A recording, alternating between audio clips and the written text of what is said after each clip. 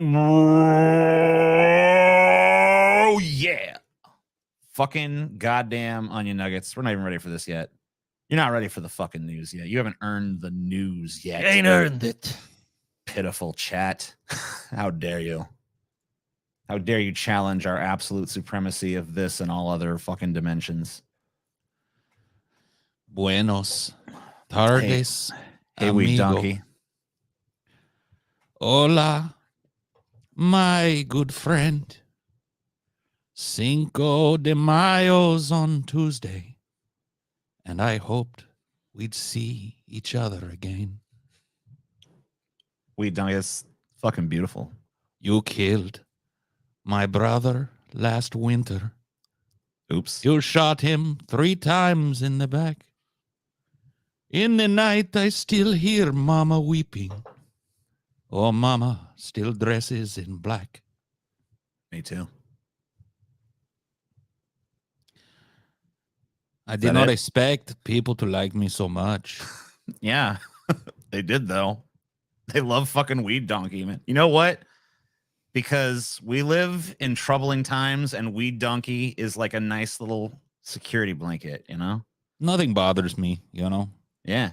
Weed donkey don't give a shit. The world does what it does, and weed donkey is unfazed and unchanged. What happens if the world starts to encroach upon weed donkey's sacred pasture, though? I invite them in. Frosty chicken. See, that's some envy right there. I hate weed donkey, but you're also That's a frosty okay. chicken. That's okay. It's okay. I still love you. Yeah, he still fucking loves you, dude. Even as you hate me, I still love you. That's fucking beautiful. And it does not matter if the world encroaches upon my pasture. There is plenty of room. What if they want to like pave your pasture and they turn it into like a part of the concrete jungle, you know? Then I will grow wheels, my friend. Oh, yeah? Aye. Damn. You've thought of everything. I won't even be so bold as to use their first name. Hello, boys and weed donkey. Heart. Thanks. Weed donkey. Hello, fellas. That was beautiful. Weed donkey. I'm moved. I mean, who wouldn't be? It's Someone said gorgeous. Someone said my accent is problematic. I think it's pretty good, you know? Yeah, I mean, I don't really see it's problematic. I mean, what accent are you even doing? You're a Mexican donkey, right? Sí. Okay. Well, then. Soy un burro mexicano. Yeah, I mean, that's the accent you're supposed to have. Listen, plebs, I want to do a watch party in TJ's Discord on 10 or 11, so you're not to donate money to these scammers. So would you not donate money to these scammers? Yeah. They should donate money to these scammers. That's the whole point. You want to know what you get? I'll show you a little bit. Here you go. What do you get? For $100, you got Wholesome Dystopia. Aww. All of your favorite dystopian nightmares seen through the lens of wholesomeness. The world is a ball of festering shit. Good news for all you dung beetles out there. All right. $400, we got Charlie Kirk saying that we need more people in prison. Prison population too low. We do. $500, we got Instagram versus reality. Basically, people who have used filters and shit to turn themselves into an entity that they in no way physically resemble. $650, we got Wikipedia, the game of clicking things until the thing you want happens, basically. Paul and Sky played this shit before. You guys, oh, fuck, Jesus, God, why? You guys might remember. Michael Knowles, Tom Brady's ex-wife, satanically poses for Vogue Italia. And I guess that's a big deal. Because, like, you know, to me, I would think that's not that big of a deal. And who really gives a rat's ass? But apparently, it's a big fucking deal. It's a huge deal. And, you know, on our tonight's Grease Trap, basically, after this show, after this shit is finally shoveled, we're going to be looking at an even bigger block of shit in the form of Bill Maher in the Grease Trap, where he is going to help us finally, at long last, define the word woke. Really? So many people have asked, what does woke even mean? Finally, you will get What is this your woke fucking crap? answer. I mean, I've heard the word woke used so many times. I think it would be nice to have clarity on what it exactly means. I've been searching for a definition for a while now, but finally, tonight is the night that I will learn the truth only on the Grease Trap, the show after the show. And you can also tune in for our forthcoming Conspiracy Gauntlet. We're going to have a big old gauntlet where we look at a lot of these conspiracy theories, decide which ones have merit, which ones are totally fucking bullshit, which ones are a mixed bag. And maybe we'll look at some conspiracy theories that nobody, including us, has even heard of up to this point. We'll go dredge up some real obscure ones and see what the hell's going on in the wormy sort of squirmy parts of the world, right? So Kennedy assassination, 9/11, Kurt Cobain's death, reptilians, all those are bound to be discussed, but I'm sure there will be much, much more as well. That'll be done later this month, specific date to be announced very soon. So also for patrons this Wednesday, Scotty and I are going to be doing a patrons-only edition of our show Fighting Boys. We also have some public Fighting Boys content coming up very soon. And we always want to remind you before this big block of information comes to its conclusion to subscribe to the Onion Nuggets channel and hit the alert bell to see clips from all of these shows that we do here. Yeah, because you're not on the Onion Nuggets channel right now. Nope, this is not it. So don't think it's this one.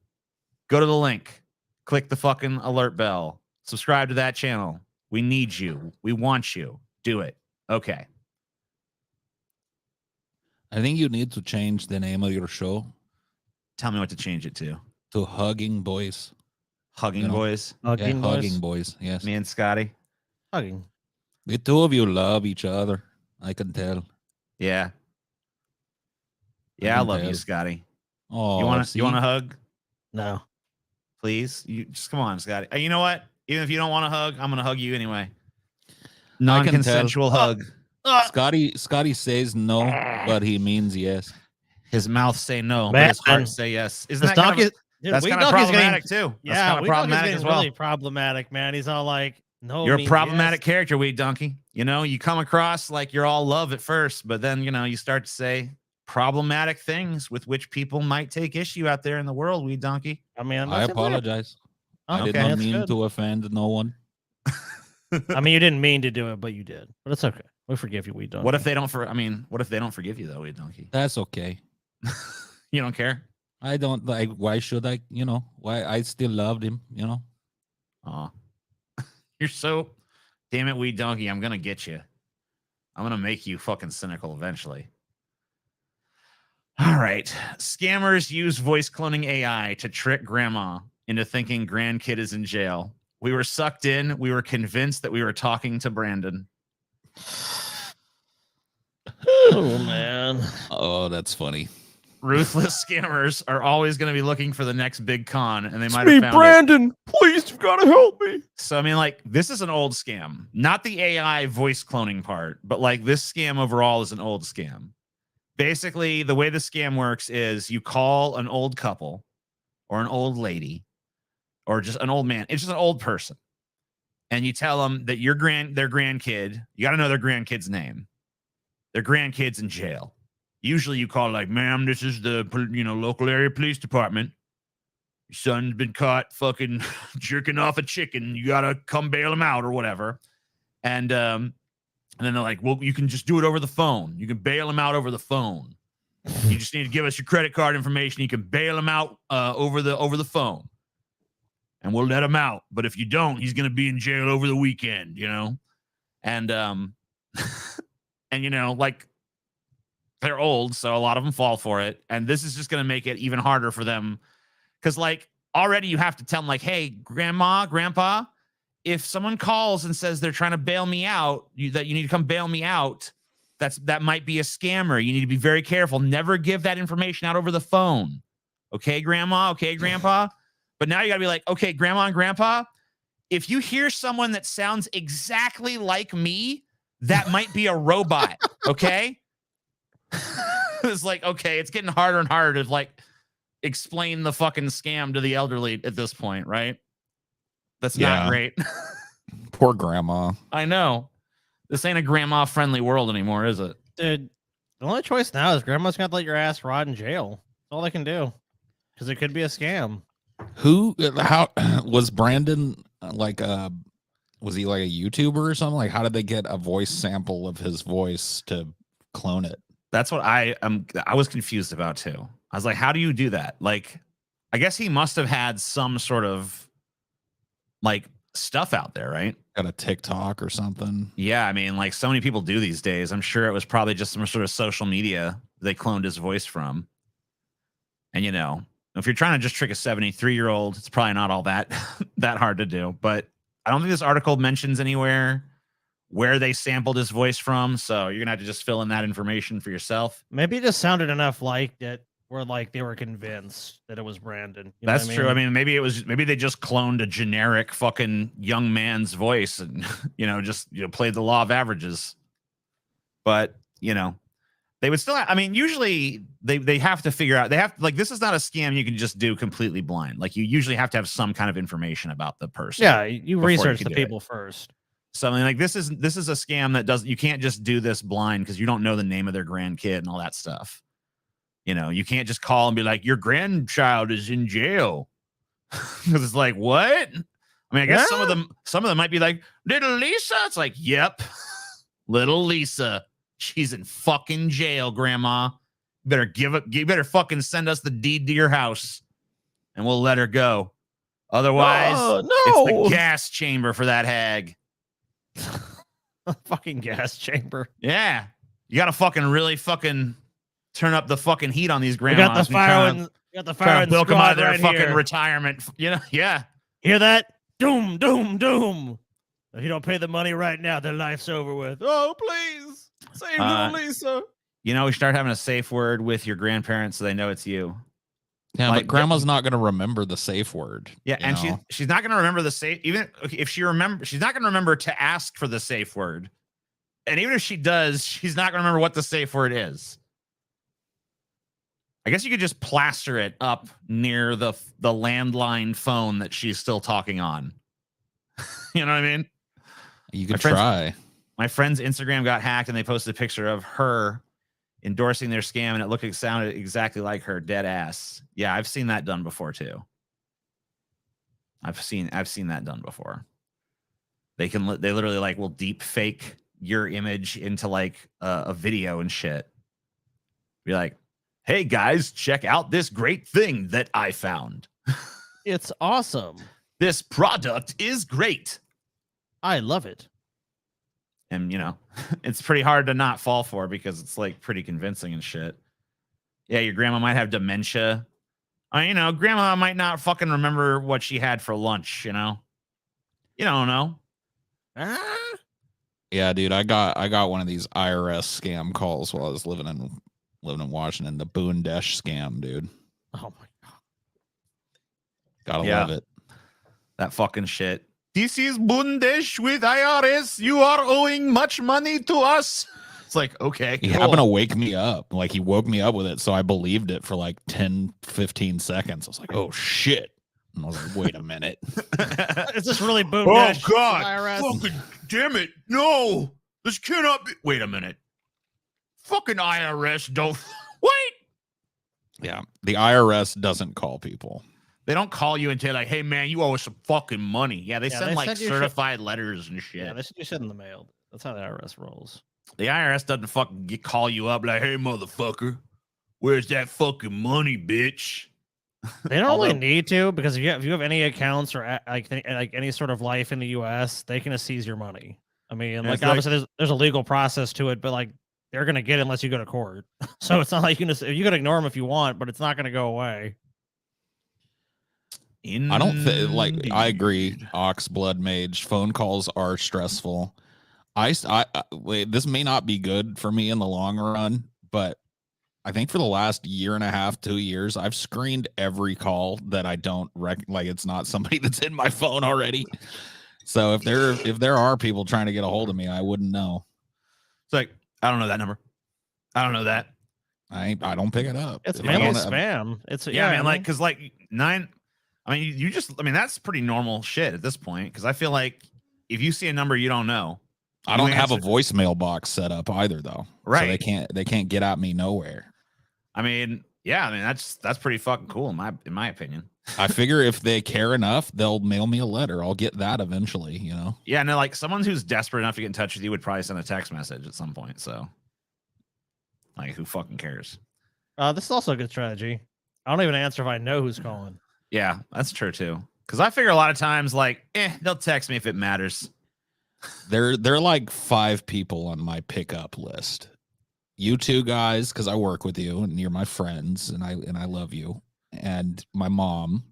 Oh, of course, yeah, your mom. And Amelia, if she's trying, but she, you know, I don't know what. Yeah, she's usually with you, right? Yeah, she's usually with me. So and that's about it, man. If you're not one of those people, I ain't picking up. It's like, let me look at this. Nope. I don't know about all that. Maybe later. Might call him back in a day or 2. That's difficult. Now, if it's TJ, there's no one on that list. Okay, maybe Chelsea. That's about it. If TJ's gonna answer a call, but there's plenty of times I've been with TJ and Chelsea. Like, TJ, I tried to call you 10 times. Oh, really? I don't have my ringer on. I don't have notifications on. I don't fucking know. I don't want it. I don't want that shit. That shit stresses me the fuck out, man. Yeah, I don't need to be 100% always contactable and available to everybody. Like, you know what else too? I hate how like modern technology has those like, God, how do I describe it? Those little numbers that come up on the icon for the app to let you know you've got this many things needing your attention or whatever. Oh, you know what I mean? Fuck that shit. Oh my God, dude. I don't click on that shit ever. Like, I have an inbox, and I was like, I remember I first opened my inbox, I was like, pristine new inbox. You know what? This is the inbox that I'm going to get good habits on. You know, I'm going to use this. This email inbox is not going to be filled with a million fucking articles of spam every day. And, you know, here it is, like, I don't know, a year later or something, and it's a fucking mess. I just go in there and fucking archive everything. Yeah, archive. Fuck you. It started off so promising too, you know. I was like, yeah, I'm gonna really fucking keep track of shit. What a joke. What a laugh. That's why they do this shit to grandma, you know? Yeah. Because grandma still is in that mindset of like picking up the phone immediately just in case it's somebody that needs grandma, you know? Not only that, but like, you know, it's not that old people are necessarily like stupid and shit, but a lot of times they're kind of like a little bit like slower on the uptake, right? So you gotta like especially with technology and that shit. engine needs a few like pulls of the fucking ripcord and shit before it, you know, before it fucking starts to go, you know. So it's like it's easy to fucking call up a grandma, be like, "Your son Brandon's in jail. Grandma, help me." You know, oh shit, I better help him. You know. Oh, dude, what's happened to Taylor's grandma? Not this like that she like Taylor was dead, but was like they called her up and they're like, "We have found massive amounts of pornography on your computer. You need to go to a Walmart and send us gift cards." And she came to Taylor and she's like, "I have to send these people gift cards." And we're like, "You don't what? Like you don't send no damn gift cards?" Like I remember they called up. We talked to them. It's like, yeah, this is an old lady. You don't need to fucking call up, you scamming piece of shit, and try to get money from her. And they're like, "Oh no," you're like, "No, it's a legitimate thing." It's like, fuck, no, you know, no, it's not. I had to do some shit where like there was some fucking scammers trying to go after my ex-wife's money. And I got on the, I mean, she was like about to give, like, my ex-wife was like, "We better give them money to fucking, they'll keep harassing my grandparents." I'm like, "Give me that fucking phone."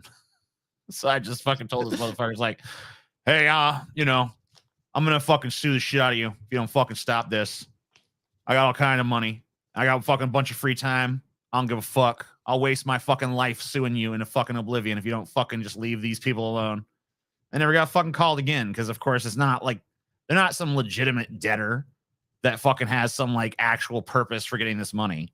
Yeah, and they don't want scrutiny. They don't want scrutiny either. They're just like, "Oh shit." So basically, like the idea that you're going to involve like any sort of like legal shit whatsoever with the process, they're just like, "Fuck that. Not worth it." Well, they've usually violated like several federal laws. Where they'd have to pay you thousands of dollars in settlements. Like are they actually going to pay you? No, but then they have to go through the trouble of setting up a new business front to keep doing their shady shit, and they'd rather not do that. Dude, here's a fucked up angle on this story that I just thought of. What if poor Brandon like actually goes to jail in the future and has to call grandma? She's not gonna believe him, you know? It's gonna be like the boy who cry wolf. Your son Brandon, your grandson Brandon's in jail. It's like, yeah, go fuck yourself, you lying son of a bitch. Grandma, please, it's me, Brandon. Grandma, I'm in a Tell South me another American one. prison. Fuck off, AI Brandon, you no good piece Please, of goddamn we bribe the automated guards. shit. Don't let me go, please, Grandma. They're gonna kill me in here. Click.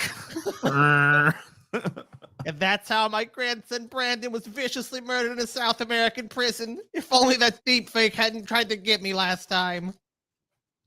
Yeah, so this could make grandmas overly skeptical in the long run, And then where are we at?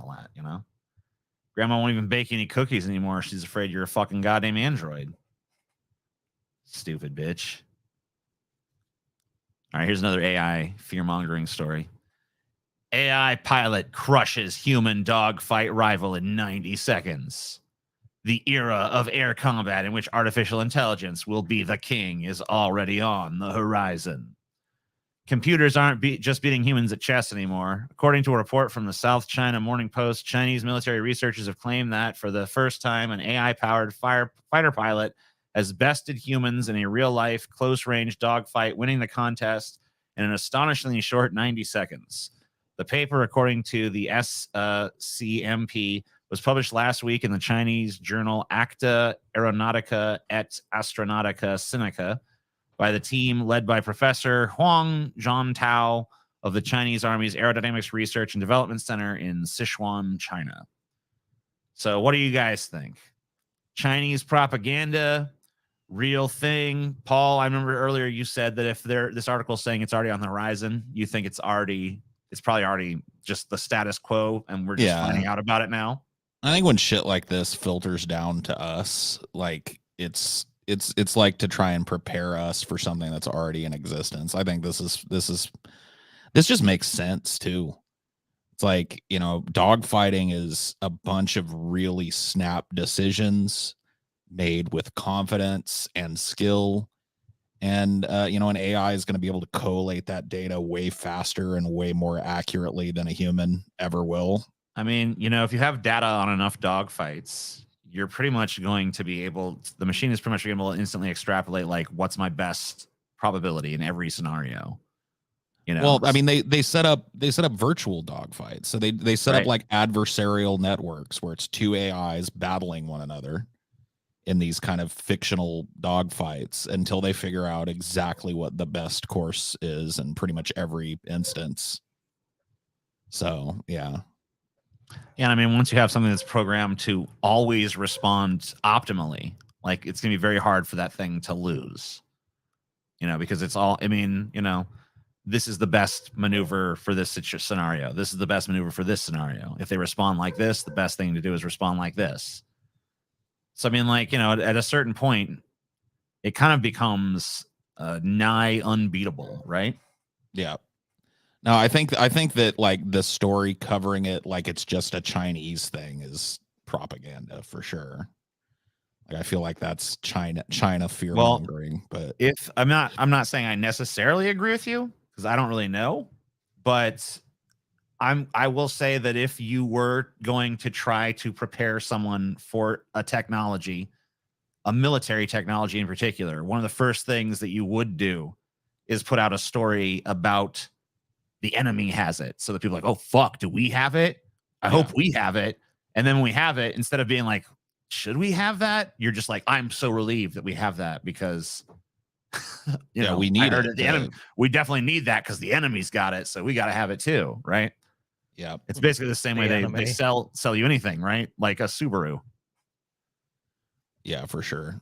AI versus AI dogfights would be insane. I mean, that's true. At a certain point, you're going to have it be like, it's just going to be matter like who's got the better AI, who's got the more accurate programming. Well, I mean, think about this. I mean, people think about the actual combat scenarios and shit like that, but take it a step further. Okay, your AI hacks their whole network, so their network is their planes don't even launch, their drones don't even launch, nothing even happens. Like you might just have battles where it's like, yeah, we won. How do you know? Our AI dominated their AI. We broke through whatever barriers they had. They can't even attack us because they're so reliant on technology.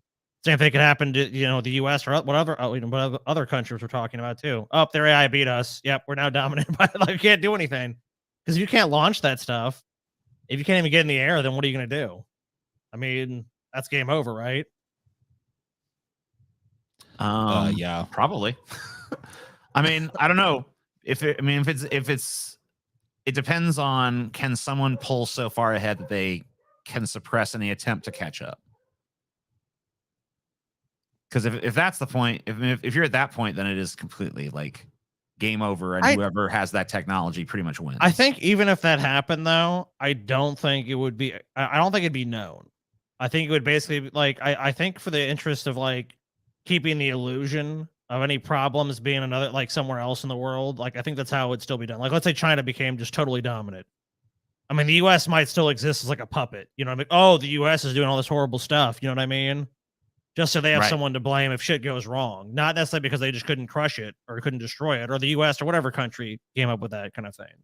So, because it would be really more about population control and getting people to go along with it. If someone had that technology, it would make way more sense than just being like, "Hey, we're the masters of the universe." It makes way more sense to keep you thinking the under status some illusion quo is preserved. Yeah, but it's not, of course. And but as long as you believe that status quo, which I think is a lot of the geopolitics to begin with. I mean, I think if you look at especially like as we become more connected globally, and the planet, honestly, things just get smaller and smaller. I can't wait till we have one of those BattleBot arenas, but with expensive drone dogfights. I was confused. Yeah, Yujiro's doing good. Ugero? Yeah. I was like, who? I was like, who? It's okay. It's spelled with a Y. It's like a Japanese Yujiro. Yep. I appreciate it. Yeah, he's doing really well. There's a character in the anime manga Baki the Grappler called Yujiro Hanma, who's like probably the most absurd badass outside of like the DBZ universe. Yeah. Just like the attributes given to that character are so fucking over the top that it becomes like comical. And so we'd watched that recently when Scotty got Yujiro. So and I'm like, yeah, Yujiro. Plus, I mean, I've never really met any other dogs named Yujiro in my entire life. I did actually watch a show recently where someone went to Japan where they actually did meet a person named Yujiro, though. You too. I'm like, that's pretty cool. Yes. I have watched the new Baki series on Netflix. I have not. It's completely over the top, but it's kind of entertaining still. Yeah, I mean, that's kind of how the other one was. Supreme Court allows atheist lawsuit against Florida city over prayer vigil to continue. I don't know what's going on here. Yeah, I don't either. Let's find out. The Supreme Court declined on Monday to take up an appeal brought by a Florida city that was sued by individuals who had argued it had violated the Constitution when it held a prayer vigil in 2014 in response to the local shooting. The city of Ocala, Florida, had asked the Supreme Court to intervene in the case, arguing that the plaintiffs did not have standing to bring the lawsuit. The city said the justices should reject the atheist arguments for why they had been injured with the prayer ceremony, making it appropriate for courts to hear the case. Justice Clarence Thomas dissented from the court's decision not to take up the case. Justice Neil Gorsuch wrote a statement with the denial, but did not dissent from the court's move. Thomas wrote that he had serious doubts about the atheist argument for why they should be allowed to sue Ocala, and said the Supreme Court should examine questions around the so-called offended observer standing theory, which allowed the case to proceed at the lower court level. We should have granted certiorari to review whether respondents had standing to bring their claims, he wrote. Gorsuch, however, expressed sympathy to the city's arguments and said that its request that the justices intervene now was understandable, but he saw no need for the court's intervention at this juncture. Really, most every governmental action probably offends somebody, he wrote, but recourse for disagreement and offense does not lie in federal litigation. The high court's refusal to get involved means that the case will continue at the lower court level. So they were hoping just to squash this case before it actually went anywhere. Right. That's what their attempt was. So basically, the lawsuit can continue against the city. So the city was basically arguing they had no standing, I guess, because it wasn't citizens of that area, maybe perhaps. So suing. some atheists saw a prayer display or something, and then they were held by the government, and they're like, Yes. "Hey, this is wrong. And They they were don't want like- this." they were like, yeah, fuck that. That's bad. And It's then funny because these atheist cases, I think, tend to the atheist organizations that sue tend to win because of honestly the irony of this is because we're trying to protect religion and give religion special privileges. It honestly usually does because that's why they usually don't want to interfere with it. Because they're like, oh shit, well this could be interpreted with like to have impacts on religious speech, or they're trying to shove religion down people's throats, which they do all the time in this country. So the Supreme Court in this case decided not to hear this case, but they're allowing the case to continue. Yes. And I don't know, like what would be at stake here? Like what does it matter? What does it really matter who wins or loses this? Would this like change some kind of established precedent or something? I'm just trying to figure out why I'm guessing matters. I'm guessing that what they want, the atheist group who's suing, I don't know who is suing. Say the American Human Association, which is representing the plaintiff in the case, sent a statement that the court's decision, quote, reinforces what the AHA has long fought for. Government entities cannot coercively promote religious practices. As opponents to the separation of religion and government continue with their anti-democratic agenda and their attempts to obliterate the line between church and state, our work defending the separation becomes ever more important to ensure the religious freedom of all Americans. So it seems like that's the basis of what they're doing. The plaintiffs in the case, including Oculus resident Art Rojas, said that as an atheist, he was offended that the local government appeared to be endorsing specific religion in violation of the First Amendment Establishment Clause. Right, and I'm just worried that you get a ruling in this case that says like no, that's not a violation of the Establishment Clause at all. And then this kind of stuff just becomes all the more commonplace. But I guess if you don't challenge it, the result is the same. So, I mean, with the First Amendment, really, a lot of Christians organizations rely on it heavily as well to do shit that they want to do under the guise of free speech. So, I mean, I think it'd be very difficult even to see in a conservative Supreme Court them wanting to really touch the First Amendment. As I mean, there's a lot of cases that really hinge on it. Like you start restricting speech. What I guess I'm more afraid of is them trying to figure out a way to make it interpretable as, freedom of religion means freedom of like Christian religions. And, other alternative religions should be looked at like separately under a different sort of standard. I mean, I feel like there's already an implicit double standard there in America. I'd have to agree. Yeah. Even legally speaking, I mean, we've seen ridiculous infringements on religious liberty in our lifetimes. Just the post 9/11 anti-Muslim kind of fervor that happened. Oh yeah, an example of that. I mean, there's plenty of times where people are basically court ordered to like, oh, I'm a religious person, and they'll get lighter sentences on the basis of them being a Christian. Right. I'll make people do 12-step programs, but you have to basically recognize a higher power. And that's they don't want to have third parties sue for Establishment Clause of the First Amendment. Then only insiders can sue. So basically, I guess what this person is saying is they're trying to make it so like if you or I see a constitutional infringement and we try to sue on behalf of the Constitution, it's like you can't do that. Or I think you're just some outside observer. It has to be brought forth by someone of like a different standing, like an official capacity to put forth that argument. Well, let's say this. Like, okay, so there's like a school that's violating the Constitution by promoting religious doctrines in a school. Right. You contact the Freedom from Religion Foundation and say, this is wrong. And they go, okay, yeah. Or the American Human Association. And they're like, okay, yeah, let's get on the case. Oh, those organizations can't sue now. They can't stand by you. And, so I think it's trying to basically shut that kind of stuff down because that happens all the time. Right. I mean, they could, they could presumably fund a lawsuit by someone who claims to have a grievance, but, they couldn't actually put forth the suit themselves if that was the interpretation. I guess so. Yeah. So that would be pretty crazy. Let's see. Eyeing a run for president, Ron DeSantis wants to make America Florida. No. No. Ron, bad pitch, bro. Like, please no, please no. I mean, like, anybody who hears the sentence "Make America Florida" and doesn't immediately just feel like gross all over.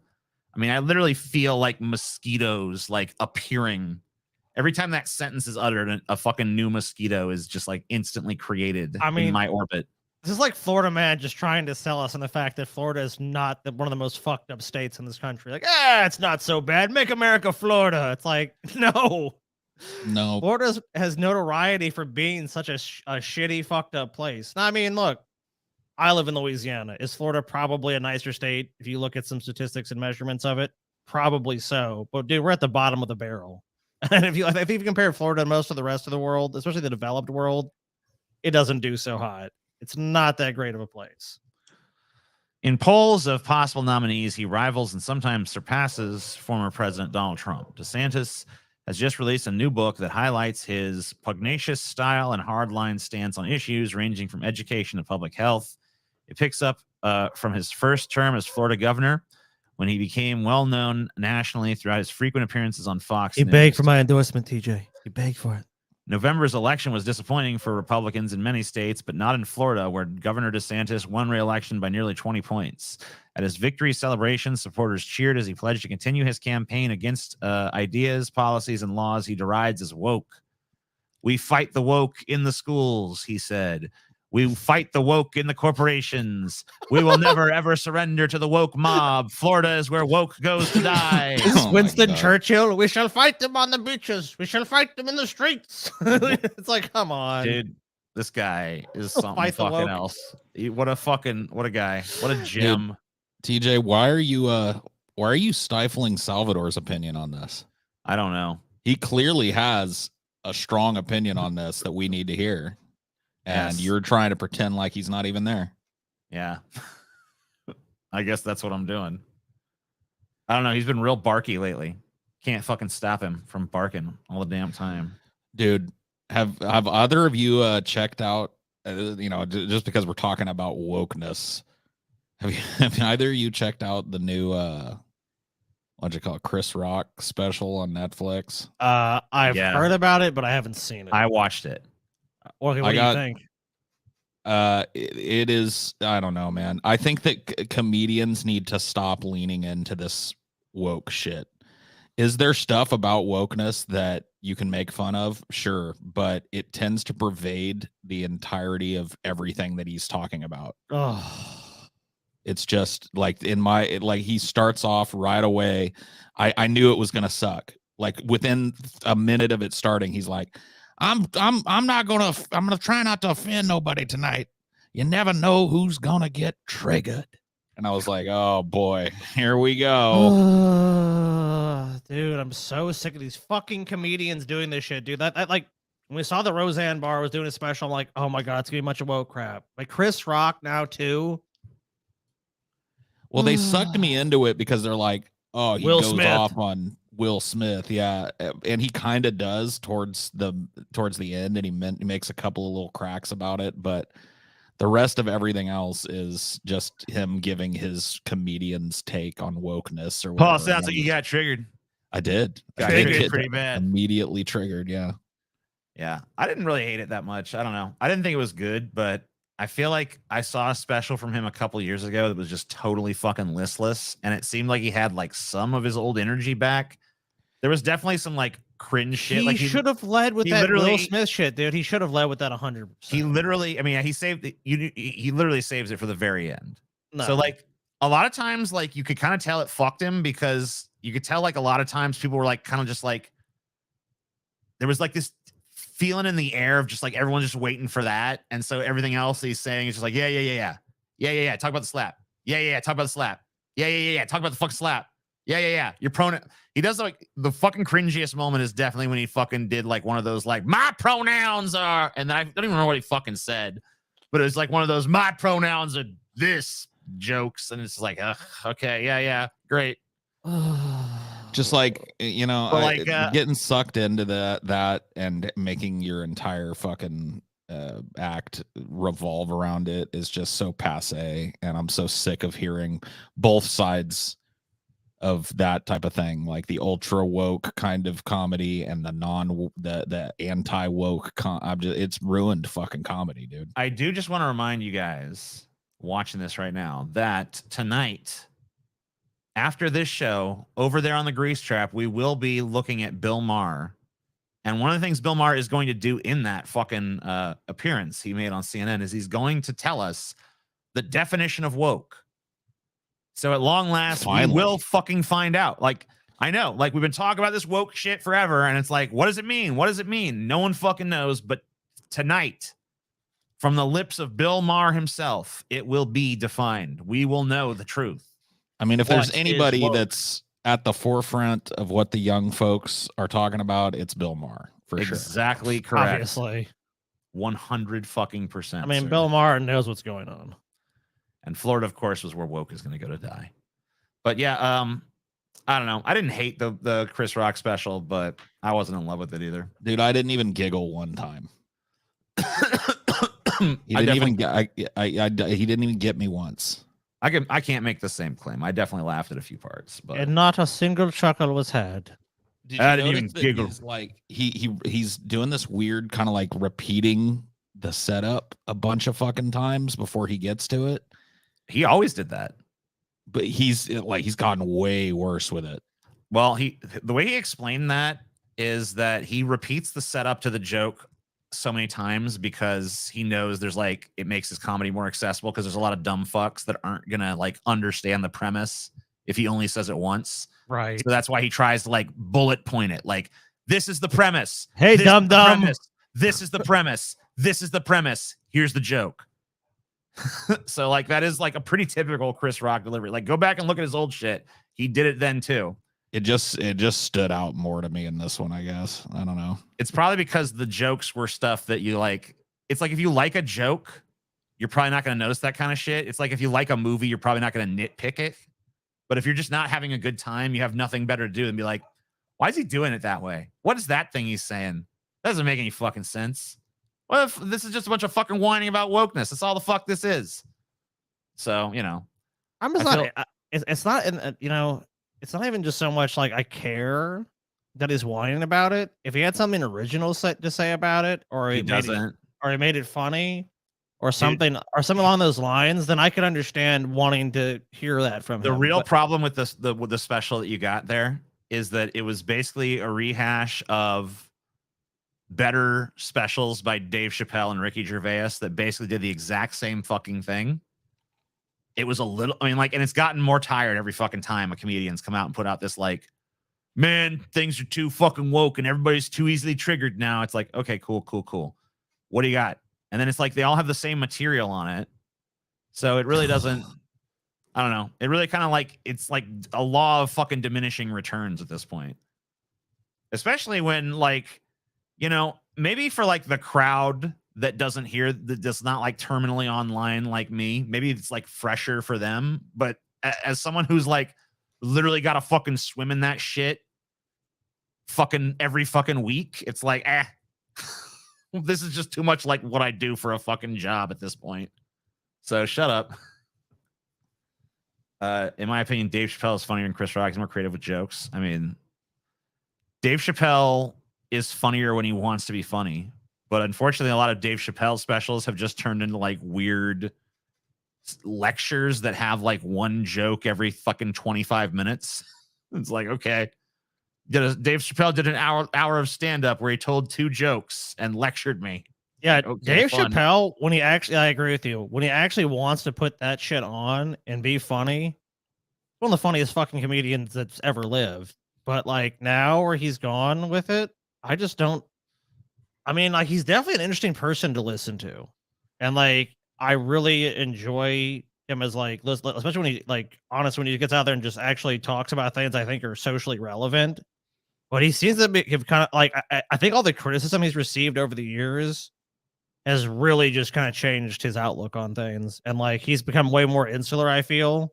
And like trying to promote people like Elon Musk and shit. It's like, oh, Dave, like where the fuck are you going with this shit? Like, I don't know. I just feel It's like very confusing. I feel like they get this criticism and because they're like not used to it, because it used to just be like everywhere you went, like you're a legend, you're a legend, you're a legend. And then all of a sudden it's like, hey, when you said this, don't you think that was kind of like fucked up because considering this thing and that thing? Because that's just how people are now. Like everyone wants to discourse about shit. And, and some people are pretty fucking obnoxious about it, to be fucking frank. So I think like these people have become deranged by the most obnoxious fucking people in the discourse that are just like, you fucking piece of shit. And the more they get yelled at and called a piece of shit, the more they fucking like, well, fuck you, and start doing shit just to piss those people off. And then they become a fucking piece of shit. So it's almost like, it's like a self-fulfilling prophecy. Yeah, just like both sides infinitely magnifying each other because it's like, you're a piece of shit. Oh, yeah? Well, I'm going to do a piece of shit thing because fuck you. And it's like, all right. It's like they bounce back. Not a fucking, to eternity. No, it does. You see these extreme positions get bounced back and forth until the conversation has become so skewed. I want the ghost of George Carlin to show up during one of these specials and do what Will Smith did Chris Rock. What? Just like smack Chris Rock.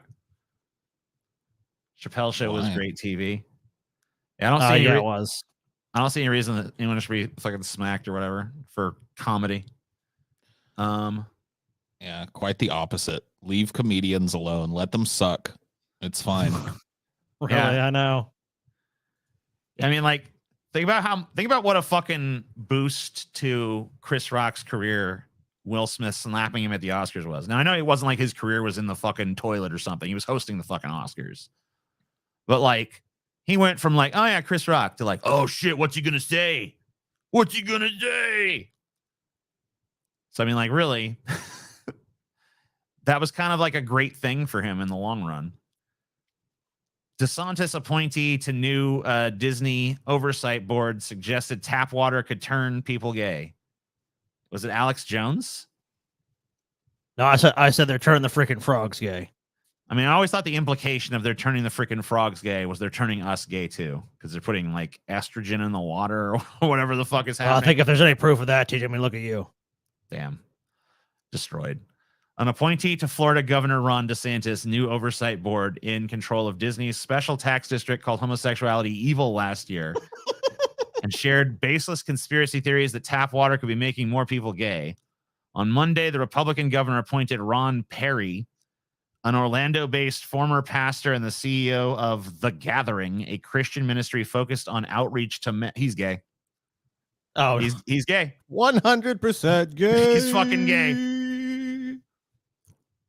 I mean, like, think about the grift. If you were fucking a gay pastor and you just like, oh man, how am I getting an endless supply of dudes to fuck? You'd be like, you know what? We're a Christian outreach group for men who are confused. Are you confused, there's a lot of hookups that have started just that way, for sure. I understand the urge to sin. I too have homosexual feelings, but we just can't give in to them. It's not what Jesus would want. Okay, just this time. This is once. It's like, all right. Let's ask God what we should do. Oh my God, we must do it. God commanded us to do this. I don't know why he's commanding us to do this. It's probably to turn you away from it. Thanks, God. I know it's not going to happen because ultimately Disney just cares about making a lot of money. All right, Scotty. What? You came here because you're struggling with feelings of homosexuality, correct? Yes. Well, listen, when I was a young man, my daddy caught me smoking a cigarette. And you know what he did? What? He made me smoke so many cigarettes that eventually I got sick of smoking cigarettes. So you're saying I should smoke cigarettes? Well, you like sucking cock and you don't want to do that no more. And I'm thinking. Hear me out now. The more you do it, the more disgusted you feel. Yeah, you sure you like sucking dick now, but after the fucking 500th dick, I mean, come on. You're probably going to be like, no more. Please stop it. That'll cure you of it once you realize how bad it actually is. Joe Rogan brings a lot of unknowns, which is unique. Okay. We're not talking about Joe Rogan right now, but okay. No, but what I was saying is, who are you? Are you a bot? Are you I a like fucking Joe weird Rogan. AI bot that's trying to push Joe Rogan's fucking podcast Joe or something? Rogan's- What is that? Dude, Joe I Rogan's have super detected famous. that Joe Rogan has been discussed here. It's like, no, he hasn't. False alarm, AI. Joe Rogan I don't bot think 9000. Joe Rogan needs any help, dude. He's good. Broke back Space Mountain. Little do you know that fucking 90% of the Joe Rogan audience is fucking AI bots, my friend. No, what I was saying though, TJ, is like I wish there was like some device that Disney could just uproot their entire theme park and just put it somewhere else, or just close it down.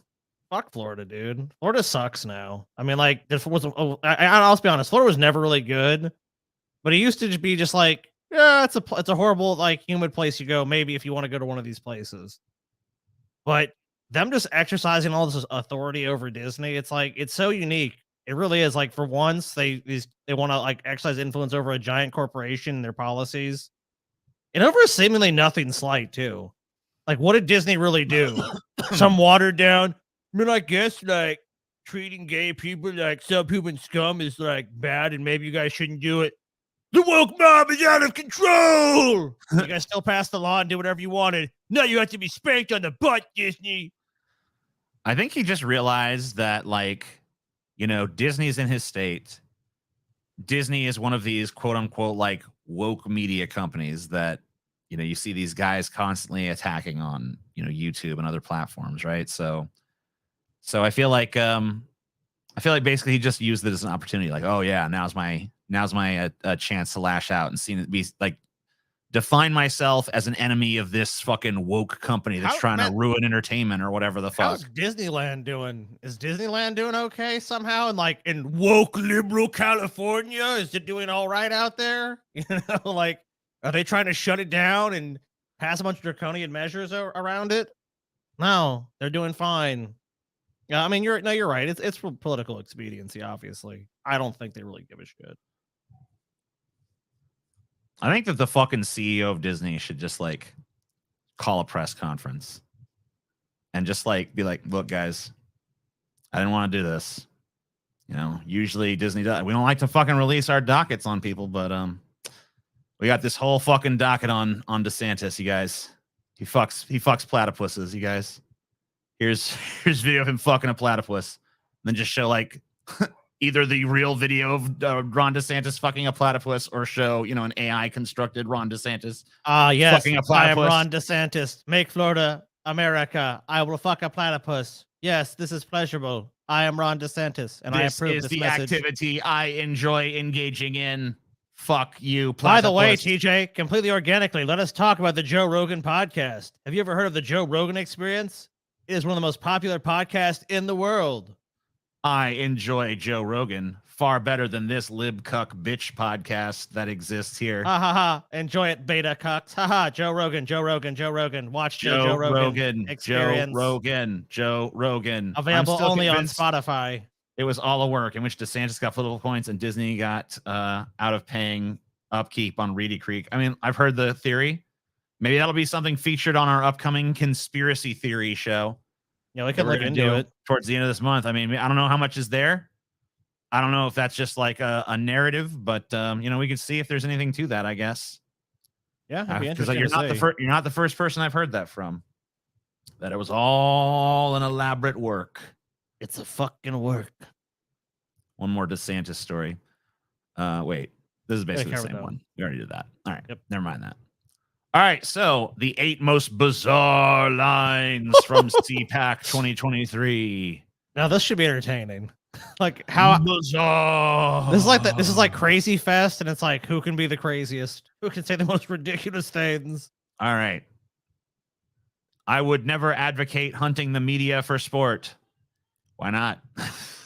In a panel titled Don Lemon has passed his prime, right-wing media personalities criticized the CNN anchor and mocked what they characterized as an unfair liberal media, a frequent target throughout the week, despite most of the panelists and guests on CPAC stage being media personalities themselves. Panelists, yeah. So basically, someone's like, yeah, I would never advocate hunting the media for sport, but, you know, wink, wink, I would. When I say I never would, I mean I actually am right now, right this very second. Yeah. But, you know, I'm not super. I don't think it's all that Well, crazy. anyone that can go against the narrative that they're promoting is obviously the enemy of the truth, right? Oh, these journalists are all a bunch of liars. The people investigating these stories and the claims we make and find them to be false, they want to destroy us. I mean, right-wing media is as powerful, if not more powerful, than quote-unquote left-wing media. But that's So- okay. If you're in favor of the status quo or worse in many cases, like they are, then that's okay. You're just trying to tell the truth about America, TJ. But if you're exposing what these people are doing, then you're just lying. All they do is lie. Can't tell the truth. Sports built this country. Huh? No, they sure didn't. Sports? Yeah. Okay. Let's see. Former college football coach turned Alabama Senator Tommy Tuberville was interviewed on a panel called Sacking the Woke Playbooks, where he rejected both transgender athletes being allowed to compete and inclusive efforts to perform honest teachings on race, racism, LGBTQ plus people in the classroom. He lists off a string of right-wing targets and a series of baseless statements against trans athletes in U.S. education. All this woke transgender athletes, CRT 1619, they don't teach reading, writing, and arithmetic, the senator said. He If said this that guy- sports should be protected because sports have built this country. Yeah, could this guy explain any of these? What is 1619? What is that project all about? Could you just explain, like, you give me a summation of that? Because you're really concerned with woke. it's about woke. These What people, happened is there was woke. they don't know what the fuck they're talking about. They insert as many buzzwords as they can, and people buy this shit hook, line, and sinker. These people can't even explain the But- concepts they're against. But woke, Scotty. Don't you know about the woke? Yeah, I know about woke. I've heard about it. But see when they race theory. Are you trying to say that there's something wrong with me because I'm the white person?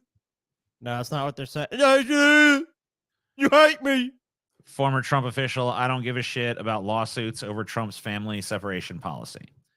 Former ICE Director Tom Homan repeatedly and falsely suggested there were fewer acts of violence against people crossing the southern border under the Trump administration. Human rights watchdogs uncovered massive human rights violations against migrants and asylum seekers after Trump's implemented the so-called Remain in Mexico policy in 2019. Nearly 70,000 people were impacted by the policy, but fewer than 53,000 people, less than 1%, were granted relief. Advocates And you know that, and you know the people who were granted relief were basically just done. It was only done just so they could say they granted somebody something. You know that's what it was. Oh yeah, less than, like, I'll say 0.75% you'll approve. What'll it be based on? Nothing. Just pick them out of a pile.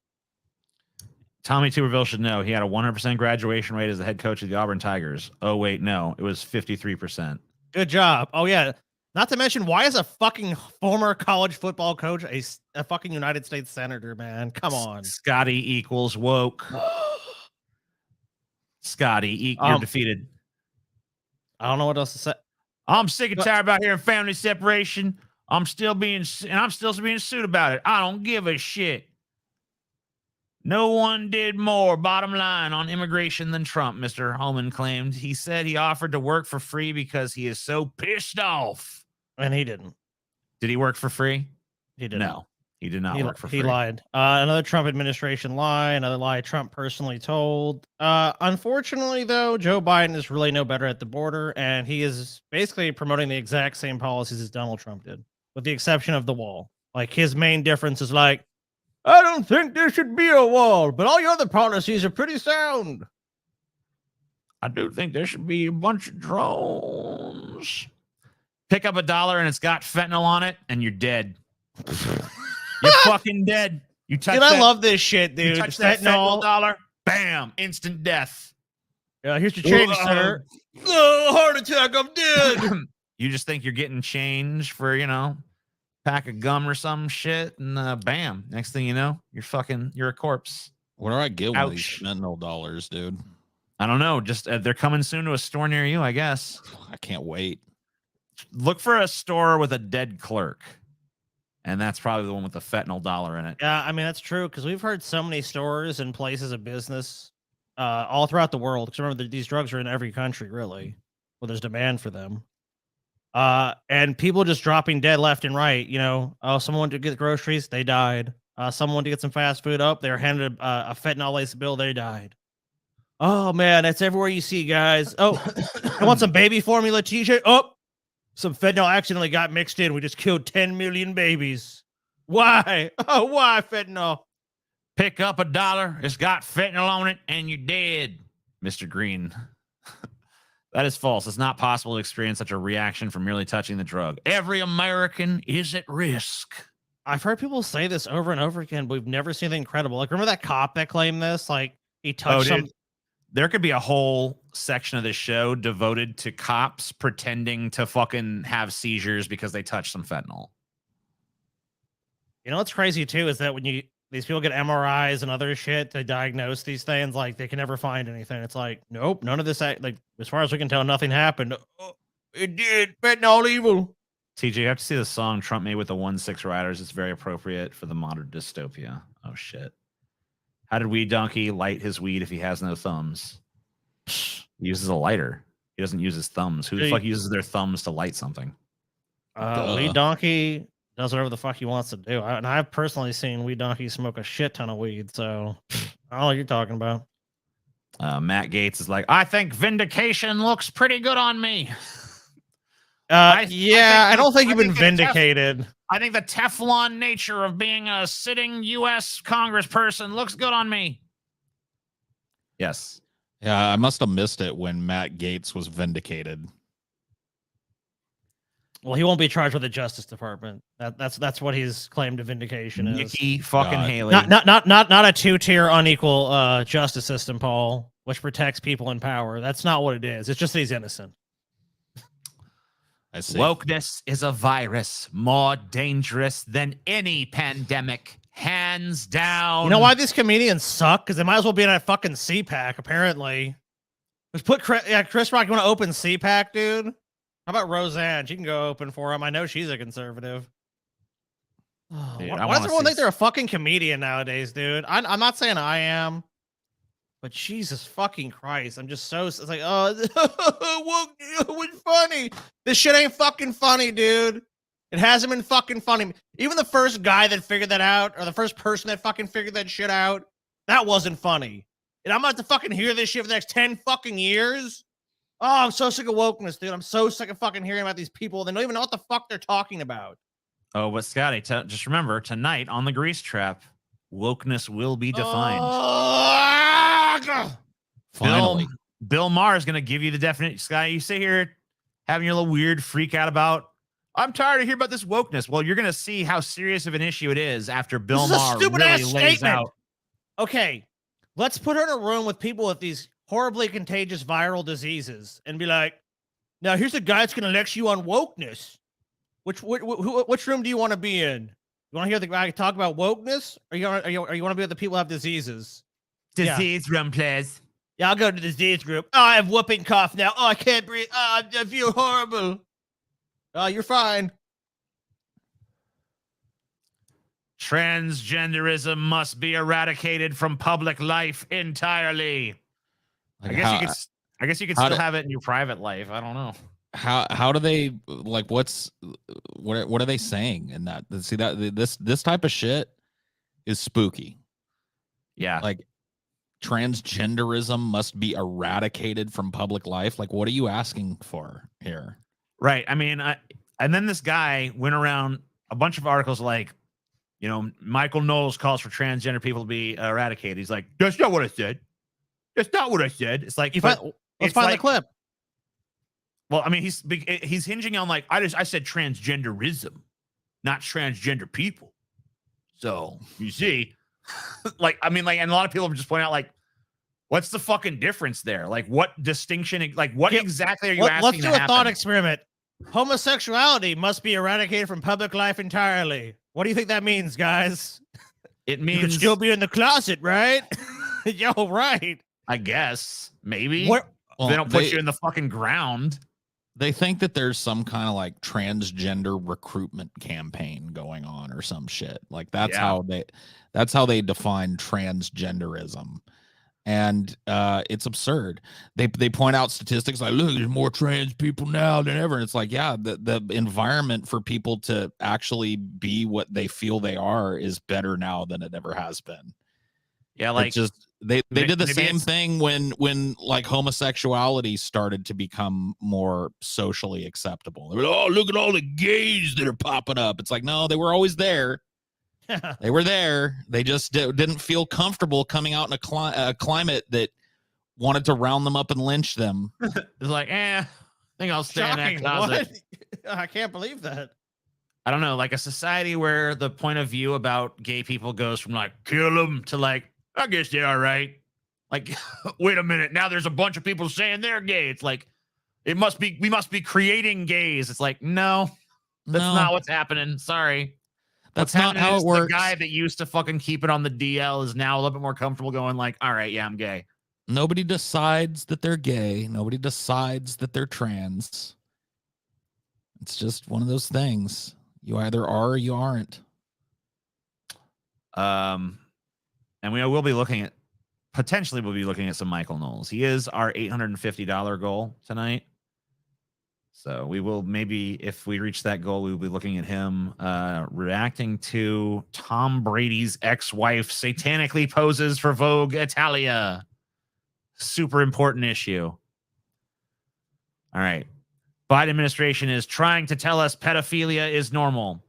That's Tulsi Gabbard, by the way. Tulsi Gabbard, a former Democratic House representative. Man, you guys that fucking simp for this bitch. It's like it's getting more embarrassing by the day. Sorry to let you know. I mean, a lot of the people, like, it's one of the things that I noticed early on with Tulsi Gabbard is a lot of the people that were simping for her were already people who had, were right leaning or fully bona fide right wing. Yeah, but I knew a shit ton of people, especially people who were like pretty left. I mean, like Kyle Kalinske. I don't think anyone would ever agree or disagree with Kyle's general fucking positions. I don't really think of him as like a right-wing dude. No, I wouldn't say so. Maybe on a couple issues here and there. But like, he was on that Tulsi fucking dick. Obviously, he's since like renounced the fucking shit of her as she's gone like batshit crazy. But like, he was on that dick for a minute. And, here's what happens. The White House lists off proudly all these statistics and quote unquote diversity in the Biden administration by talking about gender and race and sexuality, but not talking about capabilities and accomplishments. They're directly betraying Martin Luther King's dream, judging us purely based on the color of our skin rather than the content of our character. They became the racist they claim to hate. Oh, that old one, huh? This right? old fucking chestnut, right? The Democratic Party actually loves slavery, right? Like, we're not even simping for Democrats, number one. I mean, at least no one here is. Pointing out racism is actually racist against white people. Wow, Oh, no. so true. Here's a lot of what's she behind said, that too. So the Biden administration are trying to tell us pedophilia is normal because minor attracted people are acceptable. When did that ever happen? Show me, like, citation needed. She drew applause from the crowd when she said, "I am no longer a Democrat," and called Hillary Clinton the queen of warm. Well, broken clock. Well, look, we agree on Hillary. Look, that's All about right, it, though. fair enough. Hillary. Look, I mean, hey, fair enough on the Hillary thing. She is the queen of fucking warmongers. There's very few things that are negative. There are slides towards Hillary Clinton that I'm going to go like, wait a minute, guys. Yeah, like, even if you tell an outright, I mean, I'll be honest with you. Even if you tell me an outright lie about Hillary Clinton, I'm probably going to believe you. Yeah, like Hillary did 9/11. Yeah, I'd be like, yeah, no, holy shit. I mean, I guess I'm going to fly these planes all the way to the White House. Woo! Yeah, Tulsi Gabbard literally went from like, she's almost as fucking left as Bernie to like, nope. We reviewed her policies and she never came across. Yeah, I mean, like, the that few was ones which she would actually articulate. Yeah, no. It was the only thing that she had that was kind of lefty was she'd be like, oh yeah, universal health care though. And that's since been like totally dropped. Like, that's just like a dead issue for her. Yeah, I actually looked into it and that's bad. I don't know if you guys have noticed, but fucking universal health care is pretty much a dead issue in American politics in general. So, oh yeah, yeah, for sure. It's over. Unless you're talking about Crazy Bernie. It true really is. Walgreens won't sell abortion pills in red states that threatened legal action. Yeah, America. Listen here, y'all. Walgreens ain't going to distribute abortion pills in states where Republican officials have threatened legal action. That's all it takes. That's all it takes for a fucking pharmacy to just be like, hey, pharmacy, you're not allowed to fucking give out these drugs no more. We're going to threaten legal action. And instead of this giant corporation that could easily fucking fight this in court, they'd just rather be like, we just lay down. We surrender. Fuck us. You know, have your way with us Republican officials that threatened legal action. Didn't even take it. Those Just women threatened don't it. need health care. They don't need it. It's okay. Just do whatever you guys do. So at this time, we are working through the certification process and not yet distributing the drug anywhere. Walgreens sent a letter to Kansas Attorney General last month. Walgreens does not intend to dispense mifepristone within your state. It's like, all right, don't worry, we ain't gonna do it. Don't sue us. We don't want to face you in court. Yeah, and now these Republicans can go, look, we did it. We stopped them. We won. I used to see this grifter as backup, I think probably been backup plan in 2020, but it didn't take long at all with her strategic interventionism, Medicare Plus, etc. She cashed in hard on it. Yep. I mean, I'll say it again. Here's a pro tip. Anytime you got a candidate that is talking about how left wing they are, tooting the military horn, you've got a right winger running as a leftist. That's it. That was what fucking tuned me into Tulsi early. Her constant like, I served this country and blah blah blah. Like, who cares? You were a grunt in the fucking military. Who cares, dude? She was in the Hawaii National Guard. Yeah, it's not like she was like some Give me a like fucking invincible break, super dude. soldier. Well, I honestly, it was like when I found out about like she has a lot of ties to like pretty extremist elements in like India, you know, and I feel like a lot of the stuff she supported, like the administration on, was all like war on terror shit. So I kind of felt like that sort of betrayed her, which, you know, to me, every bit is kind of signals like this bitch has got some weird shit on foreign policy, and I kind of just realized like. I think that she's just a plant for like forces in India, but you know, I guess I can't prove that. But I made a video about it a while back showing kind of like the case. Conspiracy theories with TJ. Maybe that'll be another one on the conspiracy theory thing. I don't think so because Nah, it's really who gives a shit. dude, there's some funny conspiracy theories out there. She's not really like a big enough figure for me to like. If she'd actually won the presidency or something, or come close, even maybe it'd be like worth going into. But She was like polling 1%. I mean, no one really Yeah. cared about her. I mean, she didn't even get reelection. So she got airplay because a bunch of dudes wanted to bone her. Let's just be honest. yes, Yep. that is 100% true. And I said that at the time, and people said I was being an asshole. But you know, once again, I'm proven She right. does have a fat ass though. If she let's had see. been elected, it would have been the fattest ass of any president. Would she have been the hottest president? Would she have only usurped Obama? Easily. Obama. When I call him Obama. You Obama? Obama? Was I she never be got the hotter whole than Obama. I never got the whole Obama is hot thing. Really? Oh, really? Who do No. you think's the hottest president then? The hottest, like of the presidents that we've had. Yeah. Easy. W. Wrong. W, dude. Yeah, he was a fucking jet fighter pilot. He was the cheerleader for his high school and college. Yeah. He was a party hound. He loved definitely- cocaine. Yeah. He loved coke. Yeah, loved drinking. I mean, he'd be a fun guy to party with. We know that for sure. The funny, self-effacing dude. You know. Yeah, dude. Definitely W. What about you, Dude. TJ? TJ, who do you think is the most beautiful, attractive president? It's an easy question, TJ. Is it? I mean, Trump does have that fucking badonkadonk, man. I mean, you can't really fucking lie about that. Most of that is junk in diaper. my- there's You think that's junk in mostly my trunk. diaper? Yeah, Yes. Mm. I've seen the badonk pictures, and there's diaper going on. I don't know. I mean, some of that's pretty tight. You can see that. I think you can see the skin fucking leading up into that. You know, I don't know. I don't think it's a diaper. I think he's just got a big old fat ass. Paul You know Scales. what? Joke's on me if he doesn't, because that's what I'm gonna do. I'm gonna go fuck Trump in his big fat ass. And if it's a Yeah. diaper, I'm gonna be very disgusted and sad. But whatever. At least I'll know. I'll come back with the American people. I'll let them know. I'll let them know it ain't no good. Yeah, I tried it. The big diapery butt. Colombia proposes shipping invasive hippos to India and Mexico. So Colombia is proposing transferring at least 70 hippopotamuses that live near Pablo Escobar's former ranch, descendants of four imported from Africa illegally by the late drug lord in the 1980s, to India and Mexico as part of a plan to control their populations. How does it control their populations to spread them around to other places?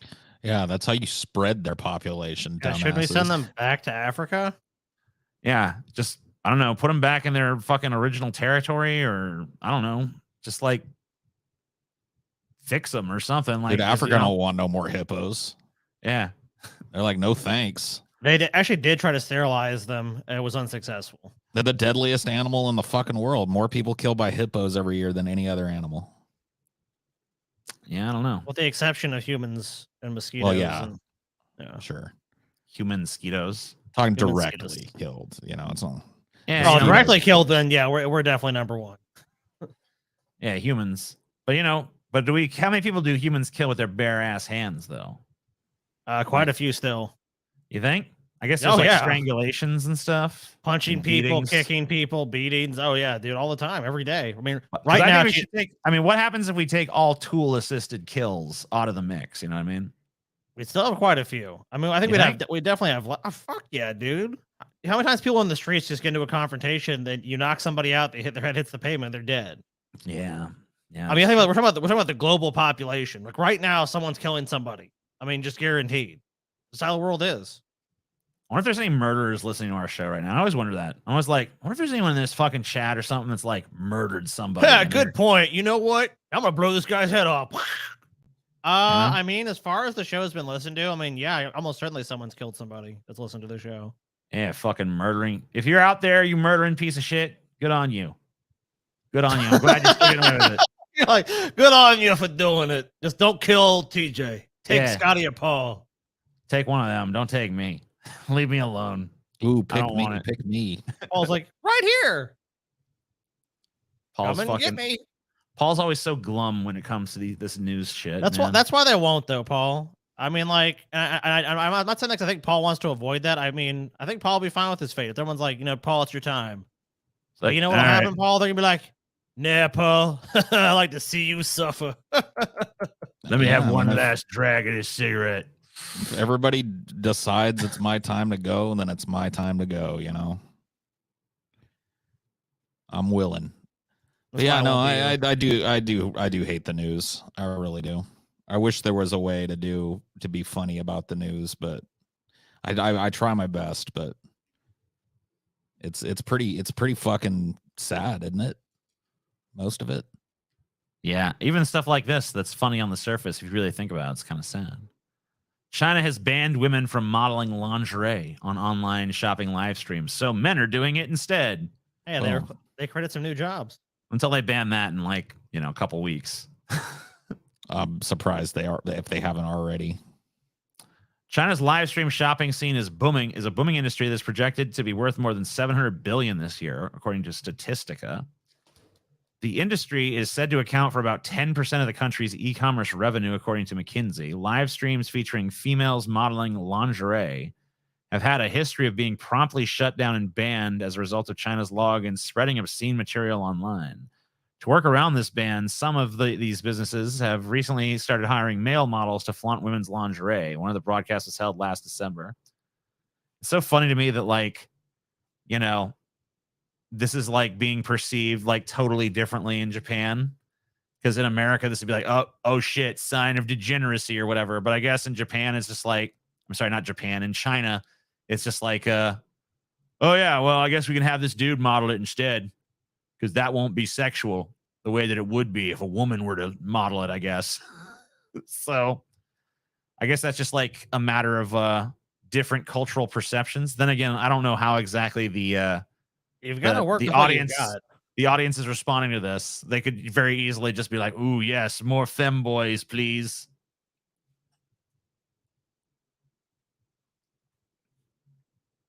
What's that, Scotty? I was just saying that I honestly think that when you have, I mean, this is what happens when you have countries that try to control this much about speech and what these businesses do. You just have to look for any loophole you can. But I think ultimately they'll probably just they'll find a way to ban it. I mean, like it's China. They really have no issue banning people from doing anything.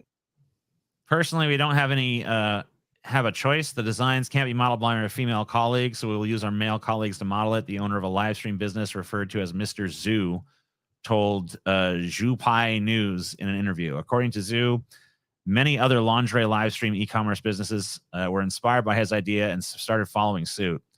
Regarding comments on women being unfairly deprived of jobs, the owner of Zhupai News that he finds the assertion ridiculous. Many directors of these live streams are women. Are they also stealing men's jobs? No. But that doesn't, I don't know if that's like a 1-to-1 comparison. I still don't think they are, but whatever. What is this like live stream shopping anyway? Is China just getting its first taste of like the home shopping network now, or what?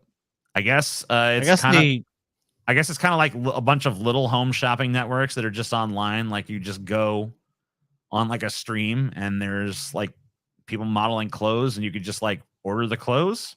So it's like apparently a $700 billion industry in China at this point. So I guess there must be quite a few people doing their shopping this way. They said they accounted for 10% of e-commerce revenue in China. So yeah, right. It's pretty so significant. A significant portion of Chinese shoppers are like watching these little live streams and buying whatever products are on them. So I guess it kind of is like a bunch of mini home shopping networks. Don't disseminate obscene material. Why not? I don't know, dude. You're so mean, China. Why can't I I can disseminate mean fucking obscene material if I want. Fuck you. You don't control me. Yeah, that's one thing America's got China beat on. We don't give a shit about showing off titties. We don't care. Application for 2023's World's Ugliest Dog are now open. So I know that a lot of you guys out there have dogs. I don't know if anyone out there has an ugly dog, but apparently there's casting calls at this moment. Calling all rough-looking dogs. Application for 2023's World's Ugliest Dog competition officially went live Saturday, according to ABC News affiliate Where. According to the competition's website, the goal is to celebrate the imperfections that make all dogs special and unique. Yeah, no. It's a competition to gawk at ugly ass dogs. Be like, oh man, what the fuck? Look at that ugly ass dog. It's always one of these like scabrous, hairless chihuahuas that wins this anyway.